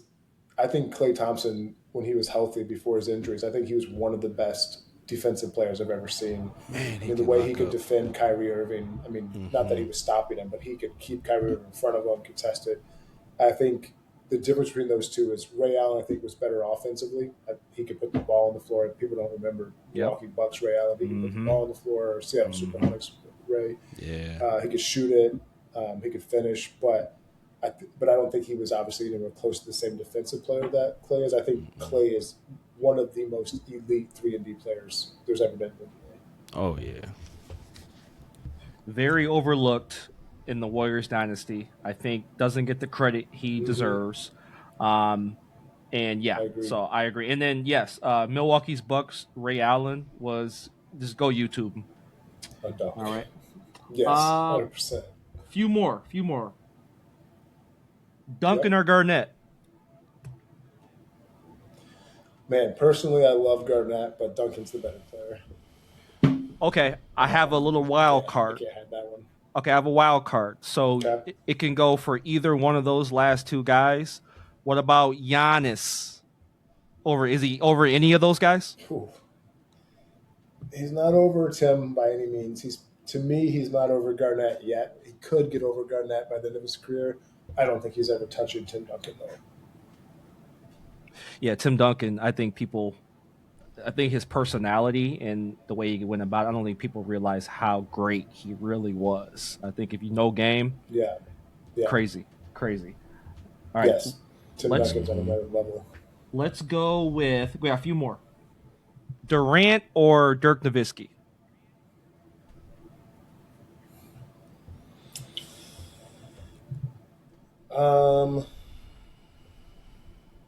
I mean, I'd probably go with Durant, although it's probably closer than people think.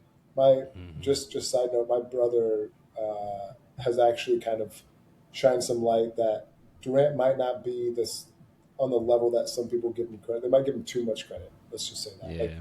Think about what's Durant done outside of the runs with the Warriors. Mm-hmm. He's never, besides his one run to the finals with the Thunder, he's never got back to the finals. He's never won anything, another MVP or anything like that. Like, what has he really done for teams? Like, he's had individual career games, obviously. Like, he can put up numbers, but it has never led to success for any team he's been at, besides the Warriors, and then his first run with the Thunder, or his only run, I should say, with the Thunder, early on in his career. So I agree. I know he had one rough, like, probably unfair run with Brooklyn because the team was never healthy, and he almost did something against Milwaukee, but his toe was on the line, if we remember. But man, yep. He had 50. Part of it. And like, what else? He did. I'm not saying he didn't, but they didn't win. He had 50 and they didn't win. And then he went to Phoenix and kind of cried his way out of there. And now he's in Houston. We'll see what he does with Houston. But he's really not done anything. Like, let's be honest. I like Durant, but my brother's kind of been like, yo, what has he really done? He's just out there getting buckets on every team he's on. He's never really elevated that team to get him to the playoffs. Bring your brother on the show. Agreed. We're going to have him on the show. And I need to have a debate because I can go year by year. Like, OKC, he had a run, won an MVP, went to a finals. Okay. Yep. Probably could have went to 2, but they lost. I think they went to 3 Western Conference Finals in that run, I want to say. I know they lost the one against San Antonio, and then I think they lost the one against Golden State, correct? Yeah, because that's when he joined the next year, yeah. Right, so okay. Now, he had his Golden State run, so don't gloss over the Golden State run. I mean, of course, the team was the team. I mean, but he was the best player on the team.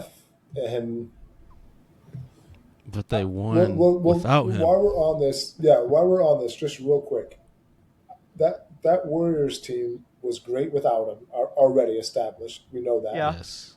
And the whole reason that team is great, I'm not saying Draymond and Clay aren't important. But that offense, we all know, does not work without Steph's gravity. If Steph's not on the court, people guard that team completely different because his gravity brings so much attention. So you guys saw it. There's clips of it. Cleveland when they were playing against him in the finals. Durant's getting a wide open dunk because people are sprinting to Steph and Clay on each side of the wing instead of guarding the ball because they're like, we're so worried about these two getting up a 3. So like, yes, was he the best player? Yes, he won MVP. Now, I do think Steph could have won one of those MVPs. I forget, but his numbers were not far off from Durant's in one of those years. But, like, the whole reason he was even in that situation is because the team they did. I think they did need someone like Kevin Durant. Did they need Kevin Durant? No, but they needed a wing that could score because Cleveland showed that they could kind of slow those guys down, but they didn't have somebody who could just throw the ball to and get a bucket. And they got the ultimate give me a bucket guy in Kevin Durant. Yeah, yep. Because Harrison Barnes was terrible in that Terrible. 2016 finals. They needed Pete. You could have been out there and done better than Harrison. They just need somebody to throw the ball in the hoop 1 or 2 times. Harrison Barnes couldn't make a shot in that series. Yes. And they were like, we can't do this again. Like, we're going to get back here. We know we are, but we can't have Harrison Barnes go shoot 20% from 3 and turn into Michael Kidd-Gilchrist. Like, we need somebody to make a shot out here. So, like, come on now. So it was like, who can we get? And Durant's like, well, I'm going to be a free agent. It's like, well, let's get the ultimate, get me a bucket. And who's stopping the 7-foot cheat code out there? I mean, not even LeBron, as good as LeBron is, can stop Kevin Durant one-on-one. Let's be honest. Yeah. Like, he's not consistently getting stops on Kevin Durant. Nobody is. Right. So I gotta keep going, but you can keep continuing with Kevin Durant's career. well, no, okay. So, what was it? 2 years in Brooklyn? Was it 2 years in Brooklyn? Right.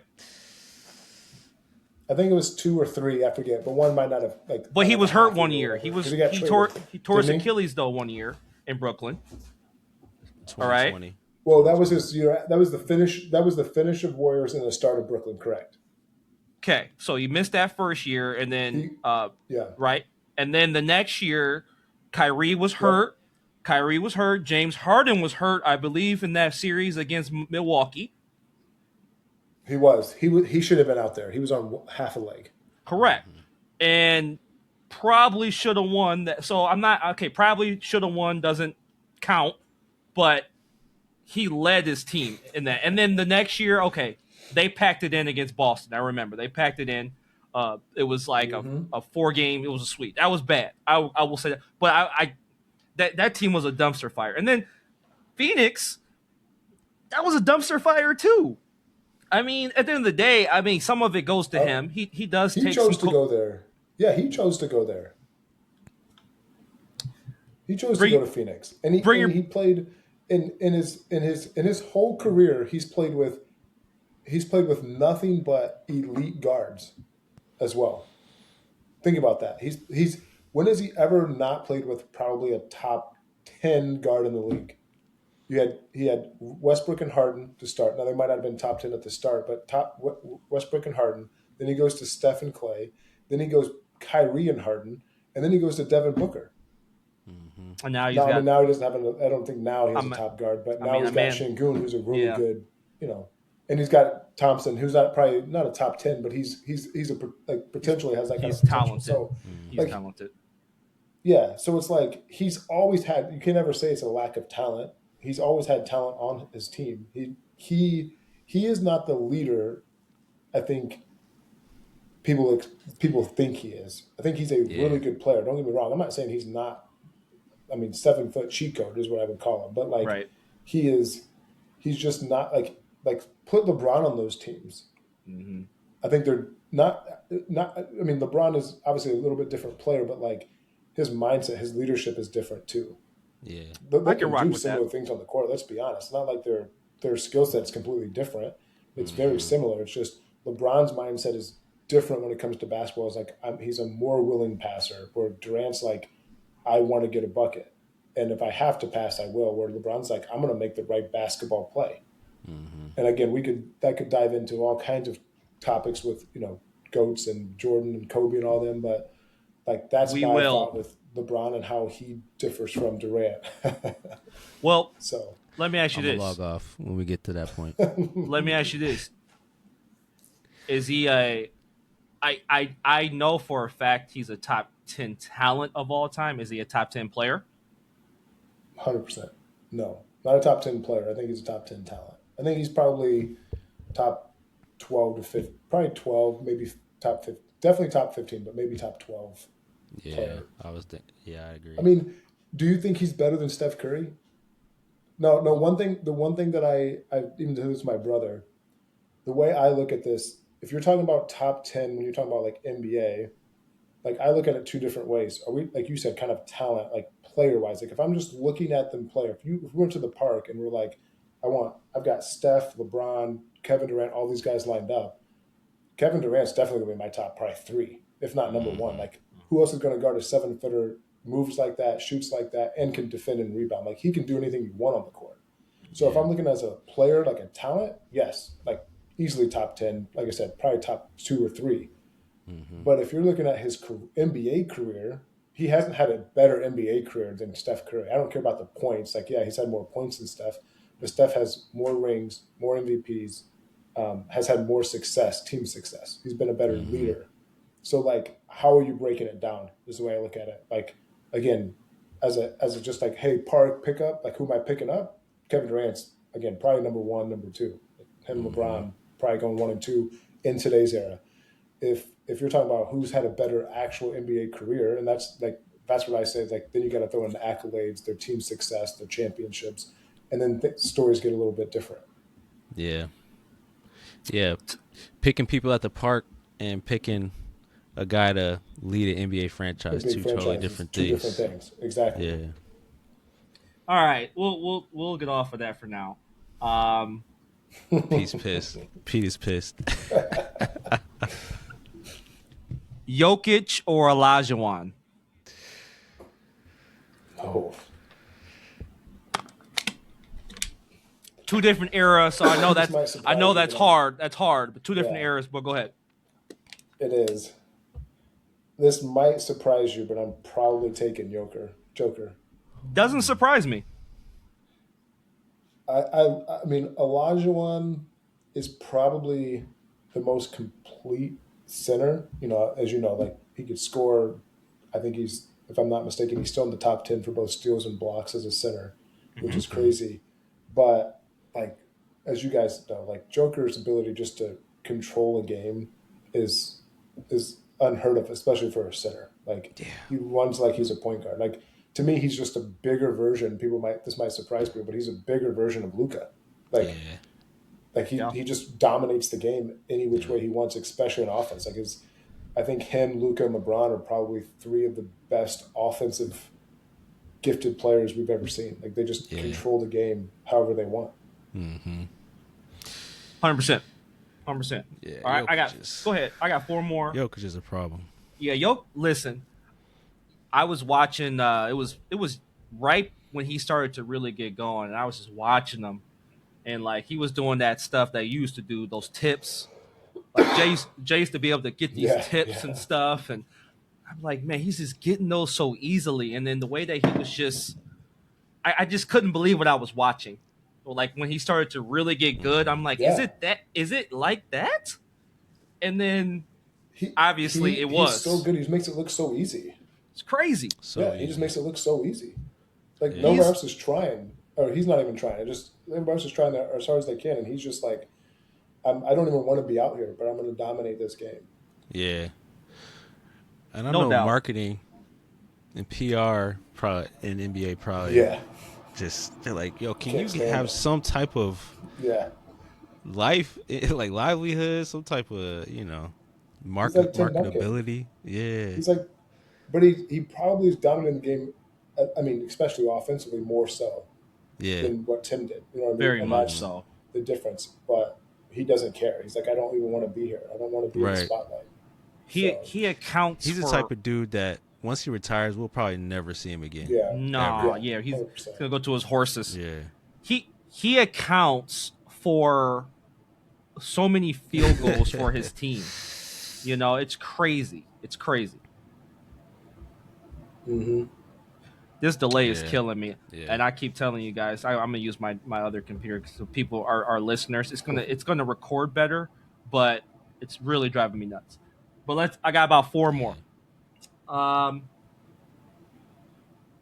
Derrick Rose or Penny Hardaway.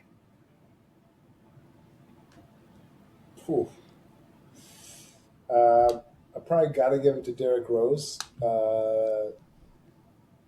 But I will say I'm probably not as big a Derrick Rose fan as most. But, I mean, I think he was a good player, but I'm probably not the same level of love for Derrick Rose as most. I think he was good, don't get me wrong. Penny was that guy too, though. All right. This will be a good one for you, Jay. Let's go with Sean Marion or Blake Griffin. Oof. Blake Griffin, because I think he's the better player to like carry a franchise. But if you're talking about like a guy that can fill his role, like Sean Marion to me is kind of like a Draymond Green, like just ultimate. I'll do whatever you need me to do, guy. Team player. Yeah. Chris Paul or Russell Westbrook? Chris Paul. I'm not a Westbrook fan. I think he puts up numbers, obviously, but I think he's and I said this early on in his career. If he's your point guard, you're never winning a championship, which he's never won because his decision making is too bad. He needs, if he was playing more of your two, maybe early on in his career, maybe because he's got that I'm going to score mindset. But when he's making all your decisions, as we saw for a lot of the teams, like some of them had decent years, but never amounted to anything in the playoffs because you got somebody that's not a great decision maker out there. Okay, I got two more. Got two more. All right, and let's go Prime McGrady. Ooh. And I'm making this one up. Let's go Prime McGrady or Durant. Ooh. And Jay, and I'll say this too. Like, I'm a McGrady guy, so go ahead though. Go ahead. I'm probably taking Prime McGrady, and I don't know. It's tough. I think Prime McGrady's the better offensive creator than Durant. Like Durant can score as well as McGrady can, but I think people underestimate his passing ability. I think he was a really good passer, and I do think defensively he was as good as Durant. I don't think either one are bad defensively, but I think it's more of the ability to create for his teammates. I think T-Mac, when he wanted to be, was a really good passer. I mean, I used to put Prime McGrady versus Kobe, just so you know. I would used to do those battles. So argue that all the time. I'm not. For a second. Yeah, I'm not arguing that. I think that what separated McGrady and Kobe was just mentality. But from a physical, from a talent standpoint, I don't think that there was no better player than McGrady. There's any, yeah. Yeah. I mean, I was watching. Durant is a good one. Right, I was watching the NBC coverage. I think last night, and I don't think people realize how tall McGrady is. Like he's towering over Vince Carter and Carmelo. Yeah, he's tall as hell. He's 6'. Yeah, and Melo, yes, maybe 6'10". He's like 6'9" or 6'8". He's huge. Mm-hmm. All right, last one. Steph Curry or Allen Iverson? Come on, bro. Is that a real question? Okay, but stop. Listen. Let me set it up. Okay. All right. Put Allen Iverson in this era though, where there's more space. He can get to where he led a team in the 2000s to the NBA Finals, and he's freaking 6 foot, 150 pounds. Like, first of all, I don't like doing this, but I don't think Steph Curry could have done that. That's in that era, but I don't like to compare eras. I don't like to do that. But if you put Allen Iverson was, I wouldn't say he had the same type of gravity. I love that term you use, is gravity, but he kind of did because he collapsed the defense. He didn't expand the court, but he made the defense shrink and collapse. So no, he did. I think at the end of the day, I don't think it's a slam dunk, because I would say if you put Allen Iverson in a high-paced, space offense like Steph Curry and build it around him and put players that complement him, that's all I'm saying. So, well, let me ask you one question, and then I'll kind of give you a response to that. But are you picking Iverson over Steph Curry? No, but I'm not saying it's a slam dunk though. So you answered the question. You gave all that. You gave all that just to say no.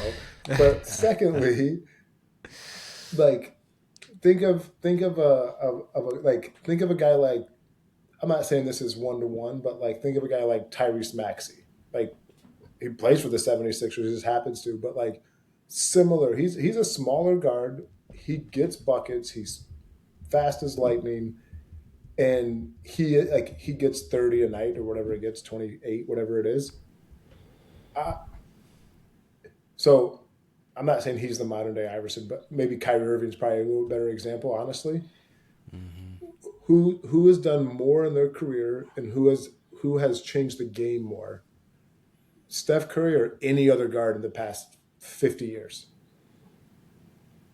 Steph Curry. We've got kids walking in gyms and shooting half-court shots because of Steph Curry, because it's like, hey, I don't have to be 6'6" and have a 40-inch vertical to do what Steph does. I can be 6 foot, I can be 5'10", I can be 6'5", and do what Steph does, is just shoot long jump shots. Anybody can do that. Now, does everybody know that it takes years of hard work and all those hours in the gym, as we all know that it takes him to be at that level? But like, and being Dale Curry's son. And like I said, the gravity. And yeah, that doesn't hurt. That doesn't hurt at all. Another lethal shooter. But like, to me, it's like Steph Curry has changed the game. And also, like I said, his gravity on the court. Like, I don't like, as great as Joker is, I don't know if there's another player in NBA history, Jordan, LeBron, anybody, that when they're on the court, they get more attention than Steph Curry, with or without the ball. Like, he has the ball, you're focused on him. He doesn't have the ball, you're probably more worried about him, because where's he running to? Where's he going to be? And then like he runs off a screen, and two guys go with him, and now they have a dump down layup or dump down for a dunk. You know what I mean? A slip screen. Easy. So it's like he creates like, think about like Gary Payton II. Don't get me wrong, unbelievable athlete, but he's like my height. He's like in between our height, Pete. Like, he's not a tall dude.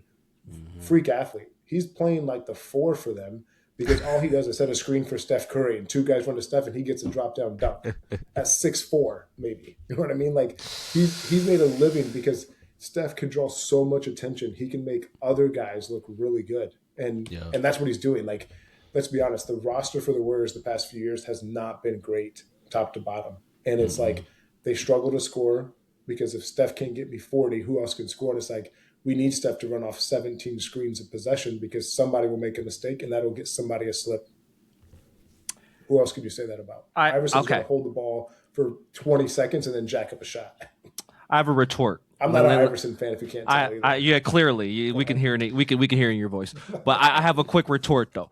All right, okay. When you say change the game, all right, I'm not going to sit here and argue with you, because I think when Steph got in the league, I think that he changed the way the whole entire league plays basketball. Like, he did that. However, I will make a small argument for Magic Johnson, and I will say that because before Magic Johnson, nobody above 6'4", whatever, was handling the basketball, and now after Magic Johnson, everybody above whatever, it can handle the basketball. So when you say overall impact, you don't have a Nikola Jokic, you don't have a Luka Doncic, you don't have a LeBron James without Magic Johnson. All right, I'll say that. No, you're probably fair. That's a fair call out. Mm-hmm. Thank you, Jason. And I'll also say this: Allen Iverson.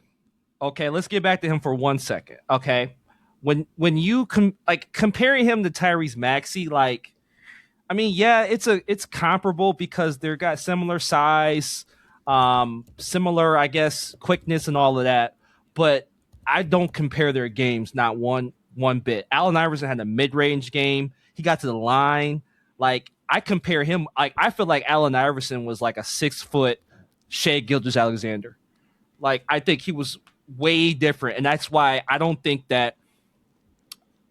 I don't know if a guy like Tyrese Maxey is going to be good in the playoffs, because if you want to win in the playoffs, you got to be able to score in the mid range, and I think that's what set Iverson apart. Now, granted, like we were talking about earlier, with the game's evolution, I think he probably would have developed more of a 3-ball. Now, you add a bit of a 3-ball to that mid range game. I'm just saying.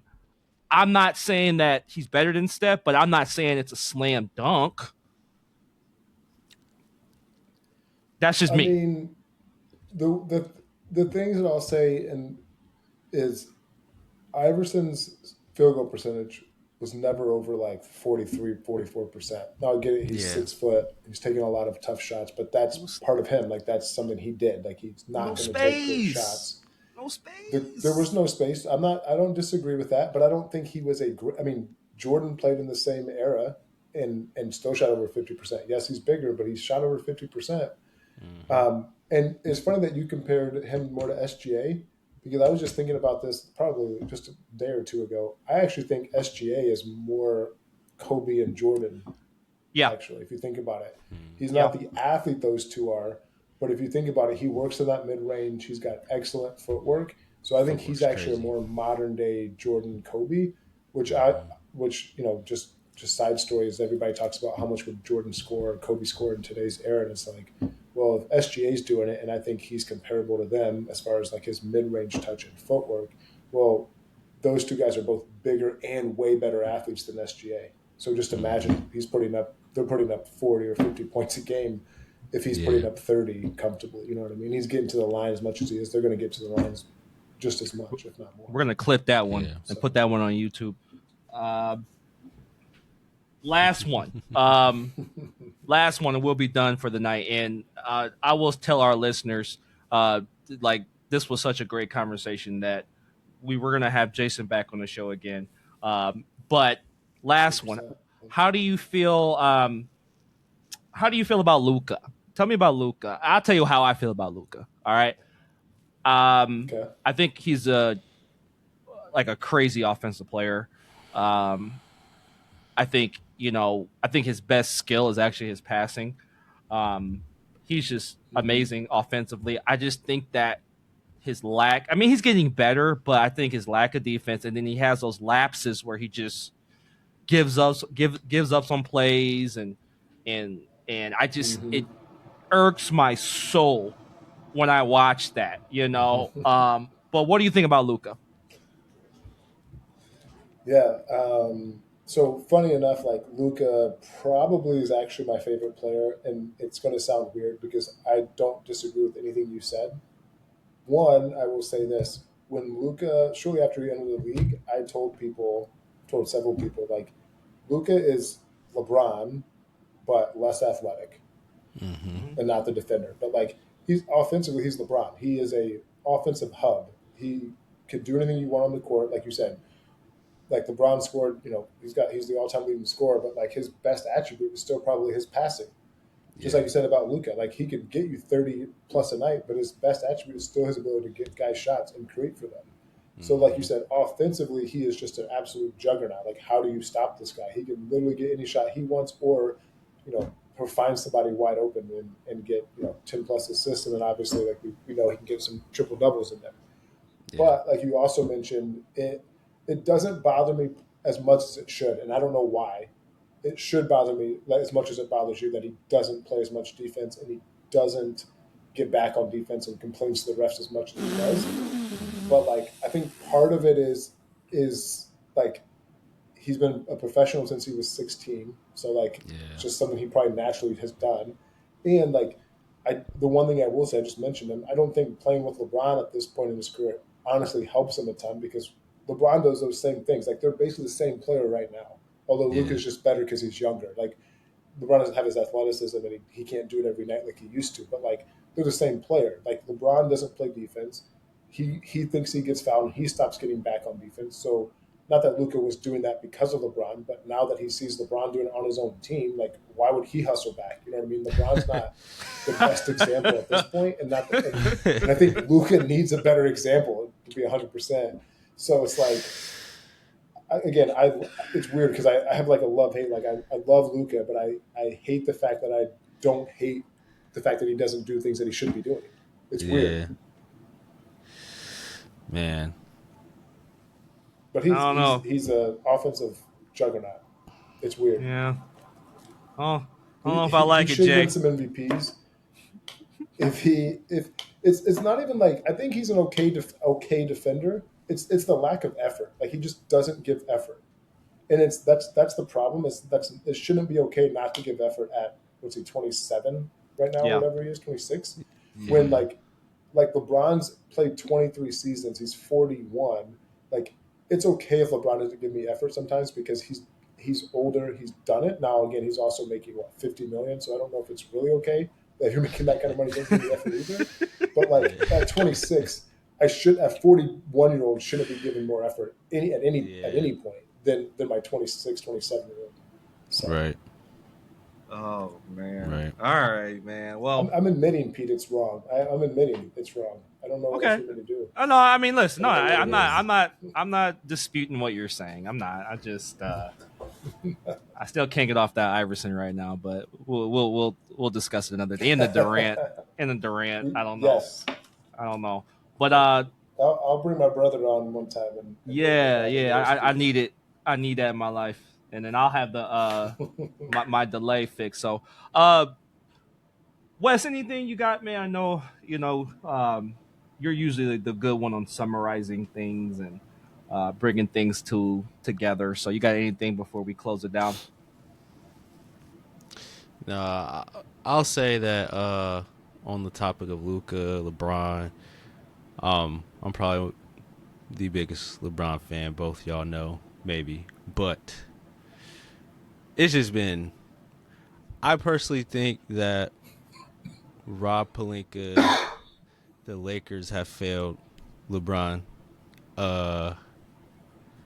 especially after the 2020 championship.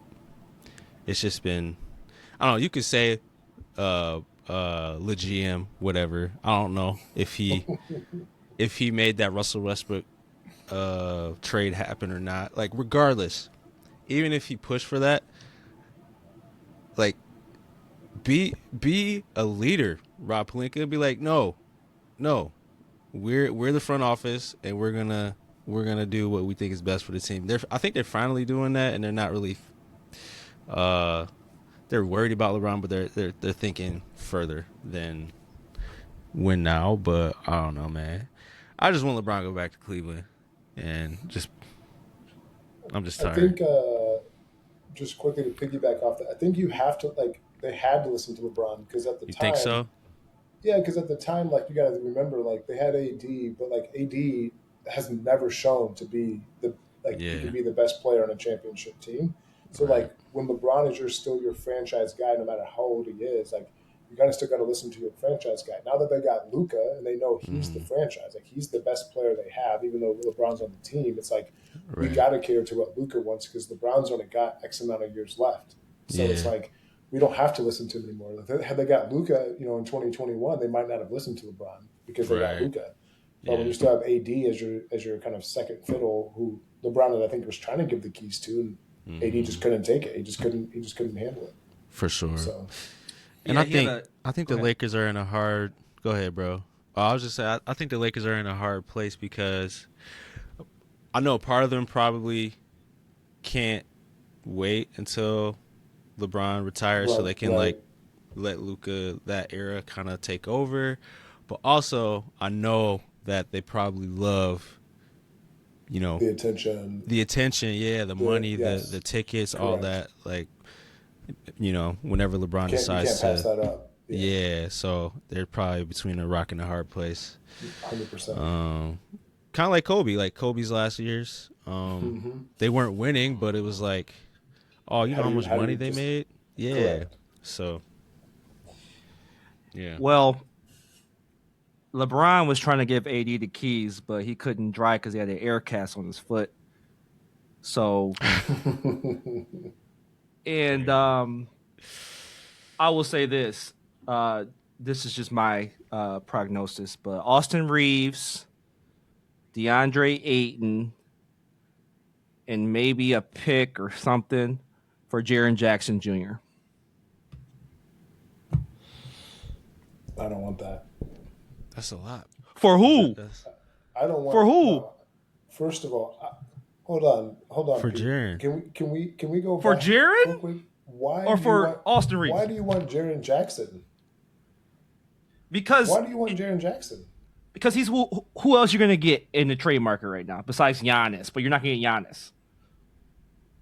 What I'm doing is I'm going back to Dallas and saying, give me one of your two bigs. Give me Lively or give me Gafford. Who do you want? Mm-hmm. Because I don't want Jaren Jackson. You know how many rebounds Jaren Jackson averages? I think he averages less than 6. Jay, he was the Yes, he's a defensive good player of the defensive year. player. The dude does not rebound. But he doesn't rebound. Who's going to do my rebounding? It's not. You can't rely on Luka and LeBron to get me 10 rebounds a game, and my center's getting me 4 to 6 a game. Yeah. That's not acceptable. So who you giving up for Gaffer or Lively? Like, I'm giving anybody not named Luka. LeBron or Austin, I guess, at this point. I mean, I would love to get rid of Jared Vanderbilt, to be honest, if I'm the Lakers. Like, he's doing nothing for you offensively, and he's not. I don't think he's even that good of a defensive player, to be honest. Nah. the only reason why I said the Grizzlies. Give up Gabe Vincent, whoever. No. Yeah. Okay, I get it. But the only reason why I'm saying the Grizzlies, because what's Dallas's incentive on giving away one of those bigs? Like they don't want Austin Reeves. They don't want DeAndre Ayton's contract, even though I don't know how long his deal is. But I think he has a multi-year deal. So they don't want that. So Why I don't you think want Austin Reeves? because you got Max Christie, you got Kyrie Irving's going to be coming back. You already got guards. Clay, you got guards. You don't need another guard. So you first of all, you've got guards. Max Christie is basically a better version of Clay right now. Not that he was in Clay's prime, but a better version of Clay. Now I think Max Christie's good, and I knew he would be the starting shooting guard shortly after he got traded. But like neither one of them are creators. You don't want Klay Thompson ever dribbling the basketball. Let's be honest. That's why he doesn't dribble. That's why he only shoots. You don't want Max Christie being a playmaker. Kyrie Irving is injury prone. Like let's not forget, like Kyrie Irving is actually injury prone. Yes, he's had some good runs, but like that guy is typically injured. You need a guy like Austin Reeves to be a creator for that team. Austin Reeves with Cooper Flagg, with Anthony Davis, and one of those bigs, like that team's pretty nasty. Austin Reeves can get downhill. You've got Cooper Flagg who can do a lot of different things. You got Anthony Davis who's obviously super versatile. And then you've got those lob threats that Luka thrives in, which Austin Reeves would thrive with too. So, like, to me, if I'm the Mavs, that's the only person I would probably ask for in the trade. Is like, yeah, I'll give you Gafford or Lively, whichever one you want, but you have to give me Austin Reeves. Now, I don't know if the Lakers would do that at this point, but, like, to me, it actually makes sense for them because now they have 2 legit playmakers. They would have Kyrie and Austin Reeves, which is what makes the Lakers so dominant right now. They're awful defensively. We know that. Everybody knows they can't guard their shadows. But what they can do is they can get buckets because Luka's a bucket and a playmaker. Austin Reeves is a bucket and a playmaker. LeBron at times can be a bucket and a playmaker. How do you stop 3 guys that can create a shot for themselves or somebody else at any given time? Mm-hmm. What's been the struggle with the Mavs all year long because Kyrie's not there? They can't score. Who creates the offense for them? They tried Cooper Flagg as a rookie and just not ready for that. Austin Reeves can go get them 25 to 30 a night, plus probably 8 to 10 assists with that team easily. You know, Jay, you have a way of They you might. have a way of making things sound good. Go ahead, Wes. They might lose him this summer. Facts. You talking about who are you talking about? Which one? Reeves? Reeves. I mean, is he an unrestricted free agent? That'd be the only reason I think they'd lose him. I'm not sure Is if if somebody he's just throws him way RFA more money. Yeah, I'm If not he's sure. unrestricted, somebody just throws him way more money than they can offer. But if not, I think they match whatever he gets offered. I think he'll be an unrestricted free agent. I think he will be. But I'll check. But you're right though. But here's the thing though. I'm not. If I'm the Lakers, if someone gives them a max deal, I'm not matching it. No way. No, I'm not giving him max. No, you can't because you got Luka. You're going to give Luka a max. You can't max him out. He's gonna get Yeah. dang near Yeah. a max. Yeah, I Someone's mean, going he to. probably is, but He'll get 40. He'll get 40 you're probably million. okay with that because I think what's more important for the Lakers is honestly they need a defensive minded center that can also be like they need a Gafford or a Lively, like someone in that mold, or a Jared Allen. Like they need someone that can be a rim protector, rebound, and then be a lob threat because DeAndre Ayton, he just isn't it. He's not into it. He's like he wants to be a bucket. He's the number one pick, former number one pick. He wants to be that, and it's like that's not your role, and he's not going to accept it. They're not going to be successful with that. Like you can't have 3 bad defenders, and then DeAndre Ayton's like, "Well, I don't want to play tonight, so I'm not going to try." That's not going to work. Man. Yeah. Listen, I'll say this though, I knew the DeAndre Ayton thing wasn't going to work from the beginning. Like number one, from a play style, he's not a roller. He's a short roller. So he's not sucking in the defense where you have to tag on pick and rolls because he's at the rim catching lobs. So that's what Luka needs. I thought when they didn't get Mark Williams in that trade, I was like, oh, yo, like that to me, that was the biggest blunder is they didn't get Mark Williams. Yeah. And then they were desperate, so they went and got DeAndre Ayton because he was the best player that was available. But I don't know, dude. I don't know, but no, I digress. The biggest blunder, honestly, was the whole trade. Like, if I'm trading away Luka, and that Mavericks got what they wanted, but if I'm the Lakers, I would have been like, yo, what do I got to do to get one of those 2 bigs in this trade? One of them, right? Like Luka needs a big. One of them. I just need one, and you can have anybody else on my roster besides LeBron, obviously. And if they wanted Austin Reeves, I would have thought about it because I'm like, I need that backline defense for Luka because he's just that bad, and LeBron at this point, like they're just not good defenders, so you need it. So it was painful watching that Minnesota series last year. Like I couldn't watch it. Jackson Hayes was just getting. I mean, they didn't even play him obviously. Like it was rough. I mean, Rudy Gobert looking like prime Shaq. Not a good look. Mother effer! Rudy Gobert.